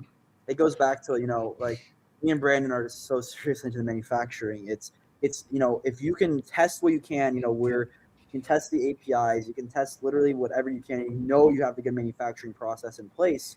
And, people aren't complaining to you that this is terrible, this compound is terrible, it makes me vomit, Like if you're not selling poison essentially, and you can prove that as well. And Brandon actually also gave me some really good advice, because on our website originally, like literally 2 days ago actually, we didn't actually have the proper manufacturing process of how we manufacture the compounds in place. Our verbiage wasn't there. Brandon went in, and again, this is why I love Brandon. He gave me the most real advice. He's like, bro, why don't you state why you're actually and how you're manufacturing these products? Why are you just saying, oh, well, we're this certified, we're made in the US, whatever. It doesn't matter. How are you actually that? How are you actually CGMP certified? So I went in and I did that. He was 100% right. I spent literally 5 hours going through every product description. So, I mean, I really think it's the truth. And, it's going to just be an era where we're constantly moving forward, and there will be some bumps, but, again, with the help of you guys, 1X testing these on yourself, and going to work with labs directly like me and Derek did, and, moving forward, just trying our absolute hardest to test literally anything we can, and proving that we are what we say we are. I think that's the most important part. The trust is the most important. The trust, it's gone. You don't gain it back. It just is what it is. No, true. And it's all Brandon. I'd like to know your favorite nootropics, because you're so into it. God, so I'm sure you got some suggestions for us to try as well. Yeah. So in my not past life, but before this, I used to make a ton of stuff about nootropics, and I feel like it would just fly over everyone's head. Steve, I know you did too. But because no one understands the word nootropic, if I tell, again, the general population nootropic, they don't understand. But if you say words like nicotine, caffeine, even going out to drink, they get it, right? And so the whole nootropic thing's not about the word nootropic. It's about really cementing that feeling of, hey, you're not taking this sunifram, bromantane, phenylprostatam blend. It's going to help you focus and help you with memory. But so I feel like they've been missed because of that, but they're one of the biggest things that I think that can move into the general population if messaged properly. And that's what I was telling, Jackson about, was that you have to message these things properly. You have to show people, the investment that you're doing and what we're doing, because yes, maybe I can't test a, transdermal, but I'm not going to go invest the 50 grand I have on the R&D for it with my research team to give you a fake BPC transdermal, and so that's kind of it. But so what I found with nootropics, my number one favorite is probably, I don't know how do I say this? A little, the one that everyone tries to replicate. So in their title, they say, bleep replacement stack, A. It starts with an A. Right? Yeah. Now the compound you named your company after. Oh, yeah. Oh, there you go. Nice. Yeah. There you go. Yes. Aderol, we'll say. You can say it on YouTube, man. It's totally fine. I say it all the time. I didn't get demonetized. Okay. So Adera is named after Adderall. And the point is that Adera, people think of as just, what's that mean? And then when I say it's named after Adderall, they freak out. So it's a play on the misconception of the misunderstanding of pharmacology. But long story short, that's my favorite as a core, with something like a fluvoxamine and donepezil to give the kind of structure, I guess. Mm-hmm. And then within that, I kind of will put things in and take things out, like a PE 2228 is really good. I typically break up my days in terms of pure workflow days, which are more just Adderall driven days of focus. And then when I need to go make more decisions, I'll tap more into like the, things that will help me be more grounded and think through things. So essentially my base is a stimulant for pushing hard on days, something like a fluvoxamine. I think the HCG plus kisspeptin plus HMG, kisspeptin merely for the mood regulation, but to stay emotionally grounded is very important, because people forget about the decision-making on nootropics, because on something like a very powerful stimulant, your decision-making, you typically become a bit more erratic. So I always make the rule of no decision-making on stimulants. No, man, Brandon, I think I called No big investments in the trading cryptocurrency space on Adderall. Dude. Got it. Because you feel too good, right? You're like, oh my goodness, I feel great. Like I'm gonna take over the world. You wake up the next morning, and you're like, what have I done? Like. I mean, so. I think Brandon, I actually is you and Steve. I think I told you guys maybe like yesterday or the day before. I called Brandon personally yesterday, and I was like, dude, I just spent so much money. And I mean, it was just on invoices. I was just buying, I just bought so much product, right? And I mean, obviously it pays for itself, but I did that off, the Adderall. I just was using Addies, and I was just so dopamine driven that I went and I was like, yeah, let's just get all of this. So we have like Sunifram. We were talking about Sunifram. We have like Sunifram, Unifram. We have Unifram coming. I bought so much Mirabegrone, man. Oh my god, you guys don't even know how much Mirabegrone I bought. It sold out within like half a day. It literally sold out within half a day. I love Mirabegrone, by the way. It's one of my favorite compounds. But yeah, you don't even pee at night. That's why I actually love it. I don't wake up as much during the night. It's so good. Yeah, I'm surprised it moved that much, because I think a lot of people were waiting for it because it's only available in the international sources. Yeah. And I mean, there's already like 100 plus people waiting for it. So as soon as it drops, we're gonna buy it right out again. I mean, it's so popular. Mirabegrone's amazing. But yeah, I mean, I noticed that. And then also you can see it by my text messages. I mean, I'll scroll through and I've messaged like 40 people I didn't respond to just because I'm like, yeah, let's do it. So Tren and Adderall makes you a bit of a fiend. So it makes you a bit of a shopping fiend. Yeah. Oh yeah. And then another one that's really interesting, and we're releasing here soon. I'll let Brandon talk about it more in a second, but LTHP has been a really good one. I've really liked LTHP because it's not, you don't even know what it is. Have you heard it? Have you guys heard of LTHP? It's you go ahead, Brandon. Yeah, talk about it. I don't know even as much about it as you do, man. You know more about it than I do, but I love it. It's a more mild dopamine antagonist. So it's something like, I know the proposed thing to recover from stimulants a while back was I think it was from Leo, was the dopamine antagonist plus some other things to kind of recover the brain. But what's nice about LTHP is that it's a more mild dopamine antagonist, so you're not a zombie the next day, and your stimulants will work better if you're using them the next day. But it's really good to just get you to sleep. And also, I mean, it's debated. It's not perfect that if you just antagonize a receptor, it'll upregulate. But I do think it's helpful in recovering if you've been abusing stimulants. So that's been something where if you're doing that high, fast-paced lifestyle, you need to slow down at night. It's great for sleep, and then it's also a much more kind of tolerant way to reverse, I think, some dopaminergic-based issues as part of a larger stack, of course. So I like it myself a lot. It works well. You sleep great on it. And then you wake up the next morning, you drink your coffee. It's not as fast, but if you do it for a few nights and do some other things, it'll definitely help to improve dopamine sensitivity, I think, which might be all in my head placebo, but. No, I really think you're right. And then, me and Derek, we were talking about this. We both kind of have a similar issue where we're drinking up to like, sorry, bro, I love you, Steve. Like, man, Gorilla Minds are too addicting, dude. They're too good, man. I can drink like 3 of them a day. Yeah, I have one right. Amazon Prime Day. Amazon Prime Day, baby. We were just building up carts and showing each other, and then it was just like 4. I'm sorry, I wish we could use your code, man, but the deals are just too good on Amazon Prime Day. We bought like 4. It's okay, man. Yeah, we bought 4 cases each, but it adds up, man. It's not 200 mgs, it's 300, right? Plus all the other nootropics in there and everything. That's like if I drink 3 cans a day. I'll be honest. That's 900 milligrams of caffeine on top of everything else I'm doing.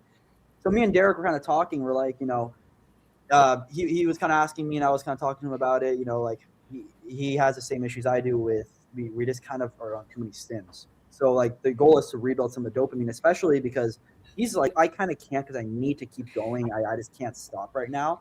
But my boy Derek, he's like, dude, he's amazing. He's doing amazing. So, I was talking to him, and we kind of got into like the 9-methyl and some of the other stuff he's going to try out. But I also want to send you, Derek, the LTH, because that's a new one I was looking into. I didn't hear about that one yet. I was planning on, once I got back, because I was gone for like 3 weeks with the Yanishek thing, and then I popped back. I was like, I'm going to try out 9-MEBC, and then just kind of, slowly, if I can get down to 200 mgs a day, just kind of keep it there and see how that works out. But that was the thing. Especially when traveling, when sleep's all messed up. I mean, sleep's the foundation of everything. So if you can get if you can get that foundation plus the dopamine recovery, like, I don't know.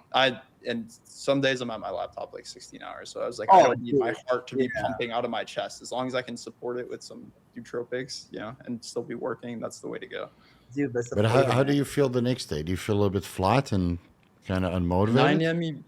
The 9-MEBC for sure. I tried to do it a while back when I was like right as I was moving. Actually, I was like, okay, like I'm not gonna be, the peptides aren't crazy, so like let's just try this out. I shouldn't need that much caffeine. I'll be on flights, do whatever. It wasn't great. It was like, there's stuff to get done, but you're not motivated to do it. You're like, no motivation for the gym during that time. It was rough. It was rough for like a week. So that's why I haven't even tried to do it again, but we'll see how it goes. I think people misconstrued 9-methyl bicarbonate, and the problem is, so Leo spoke about it. That's why I learned about it, was from the, this Leo talking about it. You have to do a full dopamine fast. Like, that's why I can't personally do it, because a dopamine fast for me would be just being off everything. I'd have to get off all my phone, all my computer. I'd have to go to a secluded forest and just stay there, like essentially like by the water. I wouldn't be able to do anything, and I just have to take it for the cycle and rebuild the dopamine receptors. And I come back and I can be back into it. But then I'd be the same thing. I'd be on my computer all day. I'd be on this all day. So that's kind of where like something like an LTHP for like someone who has to keep going. You can't just do that. Yeah. I mean, you can't.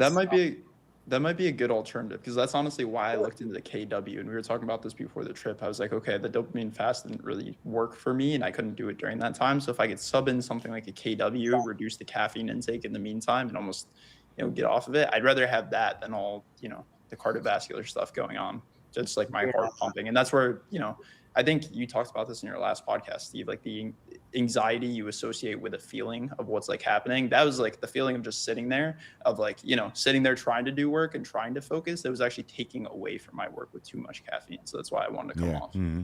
Not too much.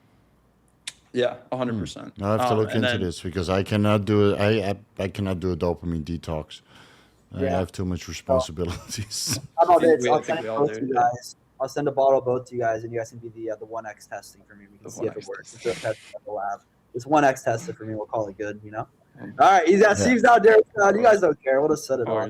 I'm always down, man. Fuck it. The science will follow. That's what I was saying. Yeah. I'll try it first, and then the science, like a couple of years later, will kind of prove what I already knew. No, you're good at everything, man. That's just how it is. That's how we have to advance in the space, though. That's just how it is. But it's the only way. because it's all rodent data anyway, so somebody has to get their hands dirty. Exactly. And as long as if people like the content and use my code and shop at our companies, then I'm fine. Everybody wins. Right.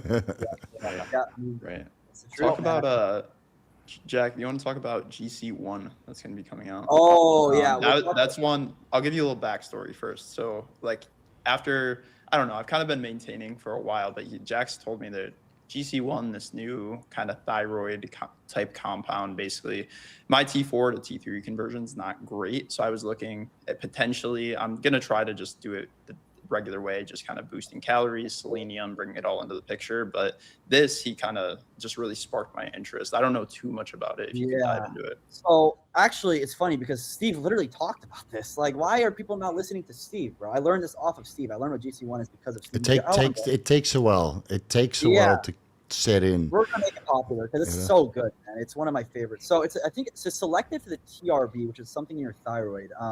Thyroid beta receptor. Bro, see, Brandon is a genius. He knows way more than I do. But I learn off Brandon. He's like my bigger brother, essentially. He's like the more advanced version of me. But yeah, so GC-1, it's like the literal perfect bodybuilding drug because you don't have to abuse thyroid hormones. It helps with cholesterol, and it's like lipid healthy. So, I mean, the issue that I've noticed, and it's not as prevalent nowadays. I know Steve, you probably know that T3 abuse was terrible back in the day. People would just be sitting there popping T3s like it's candy. Like, you destroy your thyroid hormones using these compounds long term, though. I personally I have hypothyroidism. My mom had it. My dad had it. It runs in my family, so I have to be on thyroid meds. But even then, you can use something like a GC-1, and it helps upregulate your thyroid to a very high level. So people who are experiencing these thyroid issues, which is just so common in the U.S., thyroid is one of the biggest things people just don't look at when they're looking at their blood work. Because one, it's doctors don't want to look at it. It's expensive. A full thyroid panel for me, my blood work would cost $3,000 if I didn't have insurance in the U.S. Yeah, it's insane. So, I mean, if we have a compound readily available to us, that's one. I haven't seen any safety. I don't know if Steve, have you heard like any big issues on it? I haven't heard anything. Yeah, it was pulled because one of its similar compounds was shown to cause cancer in dogs. So they pulled it. Yeah. So then the molecule was quite kind of similar, but I mean, it's the same as cardarine, right? I mean, it shows that it causes cancer in rodent models, but there's also rodent models that shows that it has anti-cancer properties, even though the anti-cancer property dose is higher than the cancer-causing dose. So it's a little bit concerning. You first got to get cancer before it prevents cancer. Exactly. But yeah, I found it very promising. I get 100 micrograms twice per day. It seems that it doesn't really downregulate TSH, but I know Brendan talked with a couple of guys that took like 300 to 400 micrograms, and then TSH and thyroid levels ended up in the gutter. So there seems to be a sweet spot of 100 to 200 micrograms.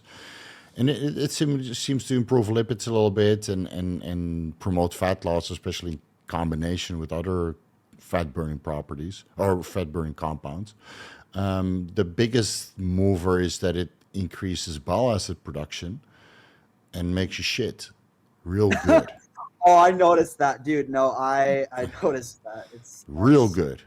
And if you combine it with TUDCA and sulforaphane, man, you're like a detox machine. I love it. It's so good. I mean, I actually just added it back in because of you, Derek, because you convinced me. I'm just like, screw it. Anything I talk about with you, Derek, I'm just like, let's just run it back, bro. So I added it back in.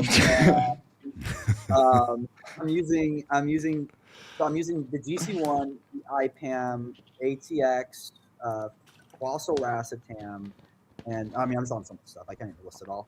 But and also another thing, this completely going backwards. It's high dose GLPs can also, like, long-term use of a GLP can also down-regulate your thyroid because you're just not even because of the GLP, but because you're eating so little for so long. So I was on like 15 milligrams of R3. I don't know if I can say it on here, but Retta, right? For about like 3 months. I was on Retta for about 2 years total. I got off recently, but I was at 15 milligrams to end it, and I still could eat through it. I was talking to Steve about it. It's like an addiction, man. And yeah, but I realized I honestly think, I mean, again, you kind of like your receptors just get fried after anything, and people don't realize that. That's why we Yeah, have to Reddit seems the one that you need to escalate the dose up the most. Yeah, I know. Maybe What they was built that. I think Eli Lilly sincerely built that into the drug of course, design. Because with of course. tirzepatide, you go up to 3 milligrams, and you don't have to increase anymore. Maybe 4, and then you're done. Sema 2, 3 maximum. But retatrutide, I've heard so many people need to ramp up the fucking dose to like I 15 know. milligrams. I'm on 10 milligrams too myself. It just you build up a tolerance, and I think they literally designed that into the drug to just Yeah, get it's you unfortunate. addicted and hooked. And when you come off, you're ravenous. Right. Yeah, it's Yeah. just how it is, unfortunately. So, on top of like, GC-1, so I've been loving it, obviously. I sent some to Derek. It's actually going to probably arrive, I think, tomorrow, brother. So enjoy that. It's going to be there tomorrow for him, and he's going to try that out. But yeah, GC-1 has been a really good one. Again, I think it's a really, I mean, he's talked about it. You had a deep dive on it, right? It was like a full deep dive. Yeah, on I got a GC-1. deep dive on it. I think it's Yeah. very good for intestinal motility because with the GLP-1s, obviously they lower gastric emptying and intestinal motility, and you need a little bit of lubrication. Yeah. And Tatka sometimes isn't enough. And there's so much shit Tatka out there. Jesus. Oh, I know, man. I was so I don't actually even know which one to trust at this point because even Where- Nutricost, I that's don't that's even why know it's real. you buy from us, because we're gonna have that the new blend. Yeah, you should put it on your list Oh, yeah. because No, I we are. remember when I remember when I bought Tatka the first time. You smell the bottle and it literally smells like poop. It and smells terrible. Yeah, and Yeah. that's basically how it should smell. So if you can combine Tatka with GC1 and maybe sulforaphane, I mean, you have the most beautiful stools and no constipation. And it doesn't matter how much GLP-1 you run, even if you don't have any fiber, which you should. You should have some fucking fiber. But yeah, that's basically the detox. And you see your liver enzymes just down by 25%. Yeah, I mean, that's the truth. And then, so actually we combined the Tudka with, so it's like 250 mgs. I think we got the final quotation at 250 milligrams of Tudka and 100 milligrams of acetyl glutathion. So that's gonna be the new blend. It's like I can't call it an organ support blend, but I'm gonna find a name for it that's not compliant. Unfortunately, just the FDA won't allow anything like that. So Poop stack. Yeah, That's some I mean, sulforaphane. You call it the poop stack. Yeah. Sprinkle in a little bit of GSC1 and then, Yeah, 2 yeah, servings per day. yeah, you feel coming out like a stool softener, man. It's gonna be good, but you're not gonna get all the side effects Yeah. from it. Magnesium 3 or magnesium citrate. That's the one that softens it quite a bit. Citrate. I can't 500 believe milligrams. multivitamins will be putting magnesium citrate in there, and they're like, people are wondering why they're just like constantly going to the bathroom. And it's like, well, have you looked at what ingredients you're taking in your multivitamin? It's mega dose of magnesium citrate because it's so cheap. Right. Yeah. Mhm.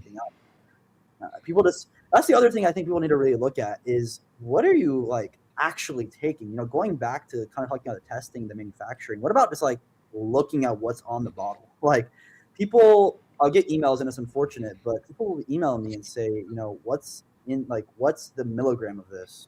And I'm just like, it's on the vial. I'm sitting here, I'm like so confused. I don't get it. It's That's easier the to thing with ask. some of these That's- blends. Yeah. Yeah. Yeah. Some of these blends I easier see in to the ask. research space. So I saw one the other day. It was like Tessa, CJC, and Sermorelin in one blend.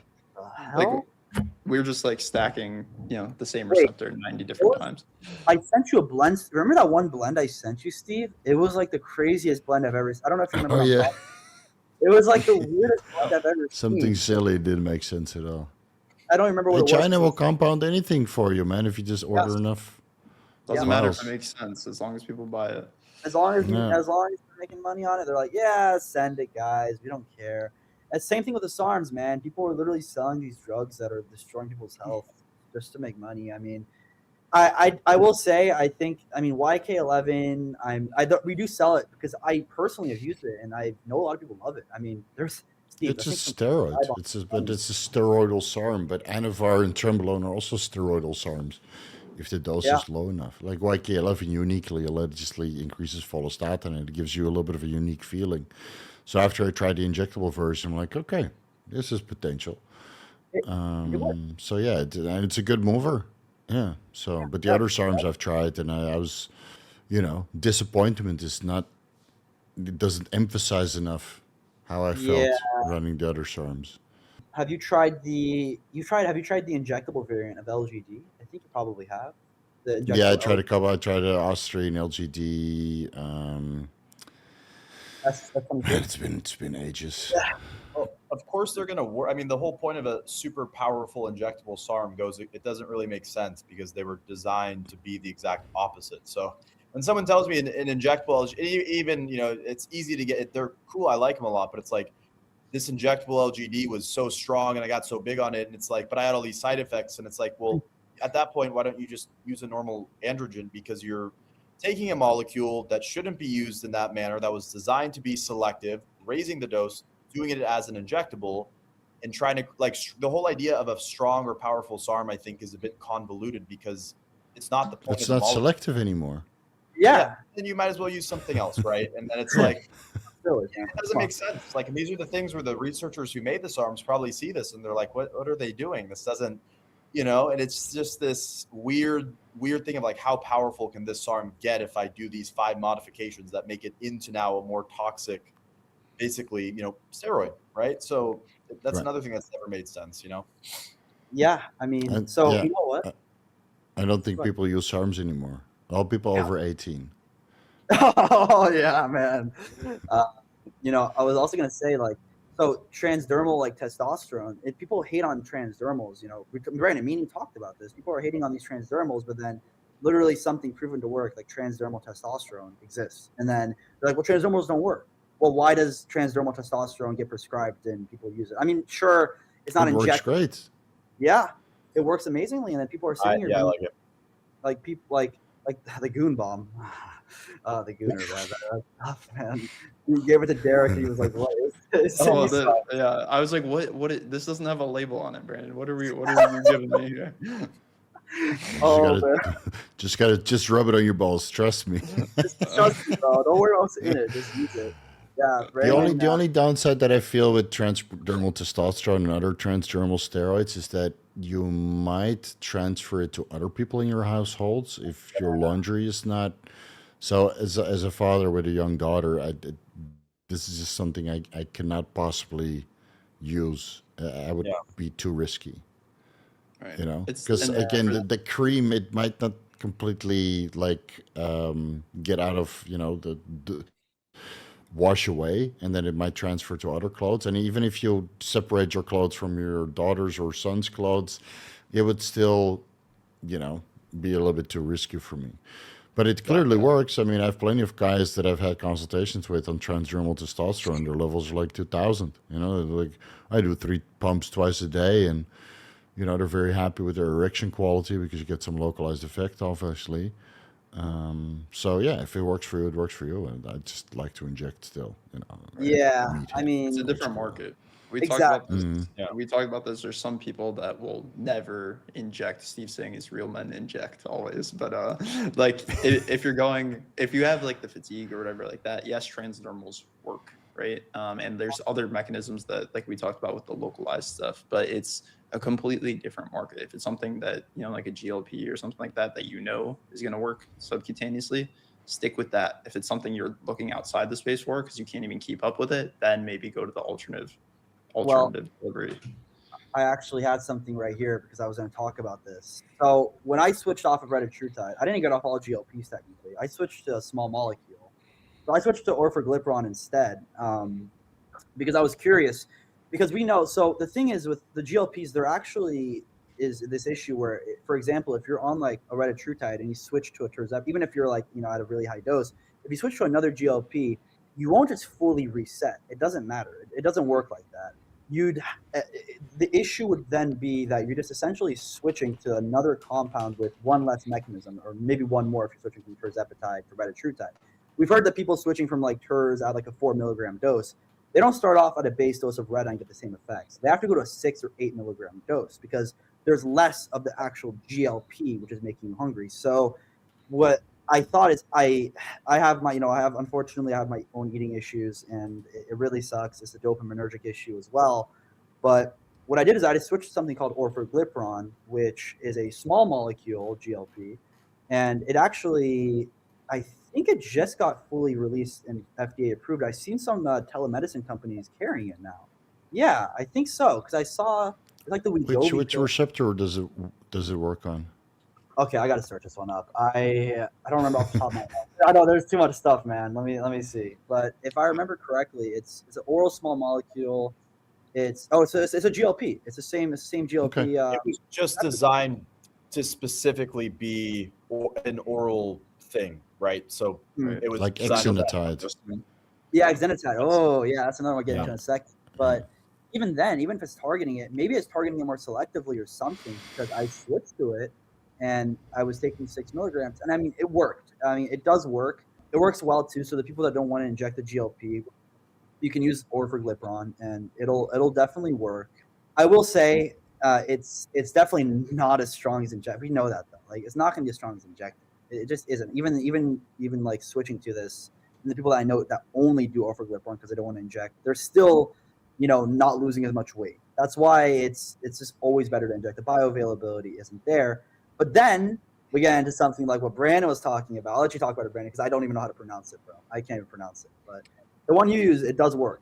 The nasal one, exenatide. I think it's called. Yes. So yes, it is Zenatide, and it's something that me and the R&D team literally worked. We've been working on it for a while, and I haven't figured out the proper way to push it, nor have I had the time just because of manufacturing. But Zenatide is something that they selected. So they didn't just select the molecule. It's not just nasal Retta, which it could work, but Zenatide very specifically will work best as an intranasal. And on top of that, there's a whole delivery system with the carrier that they designed with it for the Zenatide, and they're doing the same thing for a transdermal one. It's just not ready yet. Wait, But what? there's a lot of intentionality behind that. And the cool thing with that one is that, funny story, I had to see if it worked or not. And if you know if something works, you can't have placebo, right? So I was like, I'm gonna take 100 times the recommended dose, and if I get sick, it's got to work. And so I Wait. Oh my God, Brandon, wait. I did the same thing in the so- car, man. I did 10 sprays of it. My stomach instantly started hurting. I was like, that's how I am. I have to take a bunch of it to try. And it worked. That's why I know it works.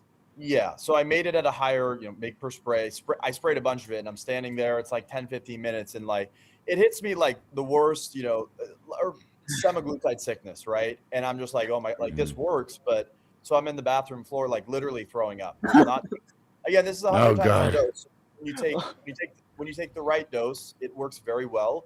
But what I noticed in all that was that it works, and it's a much faster and more targeted thing. So the sickness cleared up much faster, and it was great because then when I used it properly, it worked very well, because it's like if you're on Reddit and you have those late night cravings or those periods in the day, you can use a little bit of that, and it works very effectively. Or if you just want selective hunger suppression, it's in and out much faster, right? But it is actually a very strong one, when used at much higher dosages. Never do what I did, but I had to do it, so I knew it was real, So it's an interesting one for the more selective appetite suppression, because you don't always want your appetite at zero or suppressed. Maybe sometimes you just eat a little bit here or there, and I think with everyone who's on GLPs, it could fit in, nicely, along with not having to be injected. Steve, would you say that was like with all nasals, I was going to say, have you noticed like faster in, faster out kind of effects? That's kind of something I've seen. It's like it absorbs a little bit quicker. You feel the effects, like something like it smacks the link, and it's kind of out of the system within 4 or 5 hours.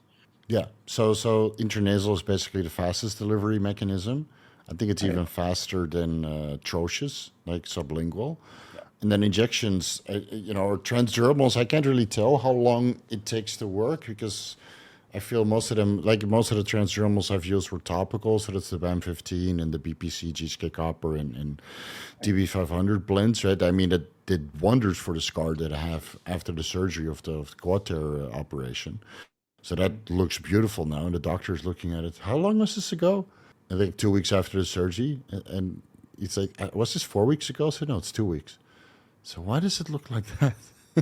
So it's transdermal BPC that I got from Brandon, right? It's just helping with the healing process. And I think exenatide would be perfect as some sort of top up, or when you go to a place where you don't really want to eat. Yep. I haven't tried it yet. I know Chase tried it. He said it was pretty good. and I've heard good feedback from Brandon, so I can't wait to try it myself. But that would be something that is just way better than torturing yourself with a milligram of melanotan 2 to make yourself nauseous when you have these. Yeah, that's what we used to do, you know? Either a bolus dose of growth hormone that kind of kills your appetite, or melanotan 2 to kind of make you nauseous fuck, and then get rid of the cravings. But yeah, exenatide, I mean, it's very popular in South Korea, I think. That's where it's developed. And so the people that I talked to in South Korea, they said, yeah, we just take it when we need to. And liraglutide was pretty popular back in the day because it has like a 1-day active life. And exenatide, you would need to dose twice per day. So yeah, nasal spray, that would be perfect to kind of get over some cravings. And you know, especially in the evening where you're like, I feel like having some, you know, some snacks. Nope, motherfucker, bam, just shoot it up.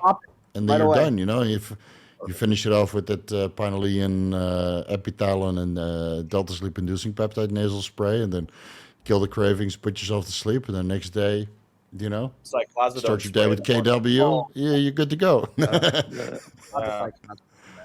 Dude, Polypharmacy, man. You got to make it the drugs work for you. You know, and then I guess I want to end it off with one more thing. It's so, you know, again, like going back to the like the high dose GLP kind of issue where people are just like on these insane amounts of GLP doses. I've heard a guy, wait, was that you, Derek, that told me the guy injected like 20 mgs one time? It was, well, there was like somebody, there was the first death from Retta. It was. Well, there was a story that was 20 mgs. I think somebody injected it twice or 3 times, like days after each other, because he forgot the day before, and then it was the first death on Retta because he couldn't eat, he couldn't hydrate himself, he couldn't do anything. Oh my gosh! Wow. Eat or drink. That's just his own fault. Yeah. So these people are, you know, using these insane amounts of GLPs because it doesn't work. So like again, the nasal, you could combine it with the Retta, or in my opinion, you got to cycle these compounds. So, you know, we could use a Cagri, but it comes back to the issue, and you know, I know you, Steve, you know this well, the lethargy, right? Cagri has the issues for lethargy. I know, I've used it myself. I get tired on it too. So, what about something more targeted that's brand new? And I know we keep talking about all these new drugs. There's just too much. There's too much information on this podcast. But what about something like an elorantide? I can't pronounce it. Elorantide. Eleanor Rinatide. I don't even have it in hand. That's how new it is. Like, I genuinely had to go to the most niche place I knew to get it. Like, it's that new. I don't think anyone almost has it. Maybe one company has it. It's just too new. So it's essentially, it's a brand new Eli Lilly drug. And they've been working on it for, I think, a while now, but we just got our hands kind of on the raw API. So we got the raw API coming in now, and I'm going to try it out. So I can't speak on it too much, but apparently it's a much more targeted, more selective. Yeah. And so I don't know, Derek, I don't think you can try it, but I think Steve can probably try it and let us know if he gets Send it over. Yeah. I'll try it. I'll fucking try it. Fuck, I'll try anything. At least once. Then 2 times to confirm if I didn't like it. You know? Yeah. No, so we'll send it over and we'll see if I'll try myself too, because you know I have the same eating issues and I have my I get lethargy from Cagri too. So we'll see how it goes, because I've loved the exenatide. I can't even pronounce these new names. We got to come up with some cool names for this stuff, man. Satoria spray. Satoria spray. There you go. You know, I don't know if I can. You're gonna allow me to copy that when I sell it, man. You're gonna allow me to copy the Satoria. You can. All right. Well, there you go. Yeah. See, that's why I love Brandon, man. He doesn't care. No, but I'm kidding, bro. Yeah, Brandon is like the R&D god. He's been showing me all this cool stuff. That's why I'm loving like working together. We're so connected, man. It's been just such a pleasure. It's crazy again because Steve, you connected me with pretty much like I knew because of Derek, essentially because of Steve, and then Brandon. Derek. Sorry, too many stems. Steve introduced me to Brandon directly, and I mean, yeah, like it's been great. It's working together at the R&D, even though I get these. It's funny. We were all at the Chase Irons booth together. You know, all of us. That's where I met you, Jackson, the first time. You were in my inbox. Yeah, I want to work with you. It's okay. Let's talk first. Slow down. I emailed you like 15 times. Derek also met there for the first time, even though he was on my live stream all the time. And Brandon, I know for 2 or 3 years now. Yeah. Which is crazy. Yeah, but we got a good team together now, man. It's we're gonna take down the big companies. But we will become the company. That's a better way to go about it. You don't take down people. You just want to become the best possible version of yourself. Exactly. Yeah. Success is offensive, so you just got to lead by example, and then everything will sort itself out. There's a reason why other companies are doing what I said before the podcast. Why I said that, Steve. That's why I talked about Yeah, that. I know. Yeah, like I really want to just keep. Eventually, we'll come back and hopefully discuss using some of these compounds and follow up. So we'll get all the compounds to you guys, and we'll try it ourselves out more personally. We'll let some of the people give feedback on more stuff, and I'm super excited for all the development. I'm glad we're actually moving in a direction where, again, Brandon, you were talking about it. We were kind of in a stale space for like the first half of the year, in my opinion. They were just talking about the same 5 goddamn peptides over and over. I don't want to hear more about Reta. I don't want to hear more about BPC. I want to hear about what's the next drug, and I don't want to hear about Cardilax because I know it's not BPC. Like it's not. There's gonna be Shit, new man. I BPC. guess I got 4 more fucking 10, 4 more kids to get through. No, otherwise, brother. the trash will. Make a 500 mg version of it, man. Just combine them all and want to take it. Maybe it'll work. The whole vial, one go. Let's see if it does something. Yeah, these bioregulators. Besides epithalone, I'm not really sold on it. Yeah, I wanted to stock. I think it was Cardiogen and Vesugen, and I don't know if I can, man. I haven't heard anything about it. Cardilax I stock because people have like tried it, and I've heard some good things, and people just want to experiment. I'll let anyone experiment with whatever they want, but there's just some things I just can't believe in, and I don't know if bioregulators work, to be honest. The sales will kind of determine if it's worth a repurchase, like if it's popular and people want to use it. Like, for example, AOD, okay, does it burn a little bit of fat, liberate a little bit of fat? Sure. Is it effective compared to other stuff? Not really. Yeah. But people will still want to use it. Right. It's funny. People, there's a reason I keep buying it. I don't know why people buy it, to be honest, but I sell it for super cheap because I know it's bad. I just don't think it's good for it. So I did, based on a molecular weight, AOD should be 17 times more potent than growth hormone on a milligram for milligram basis, because the molecular weight is literally 17 times smaller. So technically you would get 17 times the receptor activation at 1 milligram AOD versus 1 milligram growth hormone. So that's 3.1 or 3.3 units, right? 3.3 units of growth hormone induces more lipolysis. I don't know, man. I mean, I can't stand AOD. I despise it. It's like my least favorite. Gels. I'm sorry. Yeah. There's nothing good about it. Talking bad enough about it. It's horrible. I wanted to make a series. But people still want to buy it, so you might as well do the testing and give them a product that's pure and doesn't have fentanyl in it. Oh, fentanyl free, man. That's dude. I get it, but yeah. I want to ask Steve, and I don't want to come off like the wrong way, but do you really think tesamorelin is? Chase talks about it a lot. Do you really think tesamorelin is better at like the fat burning aspects than GH? I mean, the visceral fat. It's been studied in that context. Yeah. So most of the GH secretagogues have not been studied, but the ones that have been studied in the context of burning visceral fat, besides growth hormone itself, which has clear scientific evidence that it burns visceral fat, tesamorelin is the most potent at that. So if you want to use a growth hormone secretagogue, I would use tesamorelin and potentially combine that, with what ipamorelin works on the other receptor. That's how much I know about growth hormone secretagogues. Wait, what about, I was like, which receptor does it fucking work again, and which one can you combine it with? So I think test and ipamorelin is good, like 2 milligrams tesamorelin, 1 milligram ipamorelin before bed. That should give a great growth hormone spike, and then based on the scientific research, you should burn some visceral fat, even though visceral fat goes away the first thing when you start dieting. That's why you can pull a vacuum within, 30 days of dieting. So to kickstart your diet, if you're like an obese piece of shit and you've been eating Oreos your entire life, you need to get rid of some visceral fat. Okay, use tesamorelin 1 or 2 months, and then the visceral fat is gone. Right? Scientifically, it does show that it's better than the other growth hormone secretagogues in that aspect.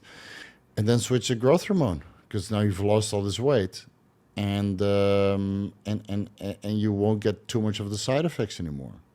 From the water retention, the carpal tunnel, and that kind of stuff. So maybe to kickstart it. But yeah, dude, if you can find tesamorelin, I'm sure you can find growth hormone somewhere. And it's cheap as shit right now. It's like 15 Ooh. cents. No, that's a manufacturing cost. It's like Yeah. 80 cents per unit. Not cheap. It is cheap. But I will say, man, and I know you're not in the U.S., so it's hard to gauge this, but actually, they're not shipping GH to the U.S. anymore, at least for most of the sources. It's They're just not too risky. shipping it out of China. Yeah. But freight to a distribution center still works. There's obviously always workaround. There's always, if there's a will, there's a way. There's always AP called me and he's like, I got a solution already. Don't worry about it. Because AP's GH, jeez, he sold so much. He sells so much of that stuff because it's produced in the Ansamon factory. And then he lost away and he's like, no, don't worry. Within 2 days he found a solution. So he's going to be back in stock soon. And that's really good value. That's the GH I use myself. And it brought my serum levels to like 34 to 36 nanograms per milliliter. So that's pretty good, you know? That is. I wanted to ask you that. This is just like an actual side question. So hexarelin, I don't stock it because it doesn't sell. No one likes it. But I'm really curious because can it be combined with like a tesamorelin to be good? I mean, I've heard some good things about. There's something it's specifically good at. See, I don't know enough about hexarelin, but obviously, you know. Does it work on the? But tesamorelin works on the growth hormone releasing hormone receptor, and hexa on the ghrelin receptor, right? Ghrelin receptor, right? Okay, so can you combine them then? Because I was trying to come up with a blend. So that's why you like to combine like CJC and other compounds because they work on two different receptors, right? The problem is nobody wants to be hungry anymore. So why would you take a ghrelin receptor agonist unless it's in the off season? So MK677 or it's MK777. Ah, there we go. Now we're talking. I love MK777. Well, I don't know if it's legit. Does it have a CAS number? Where are the studies? I don't know, but I love it. I don't know if it's actually legit, but I like it. Okay. So nobody wants to be hungry nowadays. So why would you use a ghrelin receptor agonist, you know? Like Reda and growth hormone, man, that's and empagliflozin to kind of keep your blood sugar in check. It's like a cheat code, you know. I remember when I talked, this stacks well with empagliflozin to keep your blood sugar a little bit lower, and then you're in more ketosis, especially on a ketogenic diet. Man, you just fucking drop fat for free. And you throw in some SLU and ATX, and then you recomp in 3 months. You're like, what the fuck happened? You know. It's insane, man. I mean, I think you're right. I agree. I was just thinking because I wanted to somehow make hexarelin because there was some interesting stuff. It did. I was reading about it and it did something specific. I just can't remember off the top of my head what it was, but it's good at something in specific that the other ones aren't. Maybe it's like something cardiovascular. I just can't remember what it was, but there were some like cardiac studies I think with it about its ability to like repair or restore cardiac function. I think in some episodes. Yeah, but I mean. It's just attached. IPAM does something like that. SLUPP 915, which is on the way. Not eating like an asshole, so you don't get, you don't hurt yourself in the process. Right, but let's save that for the next podcast, guys. It's 2:00 in the morning, so I gotta kind of bounce. It's been 2 hours, and then the longer we talk, the more Derek has got to edit. So 2 hours is usually the sweet spot. Guys, let us know in the comment section what we should call this podcast because I don't think there will only be one episode. I like Peptide Bros because we're all in the peptide space. Peptide Bros. You know, Peptide Bros. Like with Dean and Kurt, I got the anabolic roundtable because we like steroids, so like old men, you know. maybe the lifesaver podcast. The lightning podcast. Everybody on Addies. Addy talk. Addy talk. There you go. Addy talk. Shit. Yeah, Steve, I know where we can find you, but anyways, where can we find all of you guys? Any handles or anything? I'll link everything down below when it goes to upload. Okay. Just make your life easier then. That's perfect. Yeah. Well, thank you guys sincerely. Thank you so much for coming on, and Derek once again for hosting everything and getting everything put together, man. Seriously, such a legend. It was such a pleasure to meet you in person, and again, we're gonna all be enjoying some time in Vegas. I already sent the crib over where we're getting for the Disguise meetup, and I don't know if you guys saw that, but it looks insane. Hopefully, I can actually get it. Yeah, looks sick. Yeah. I'll pop on one day for sure.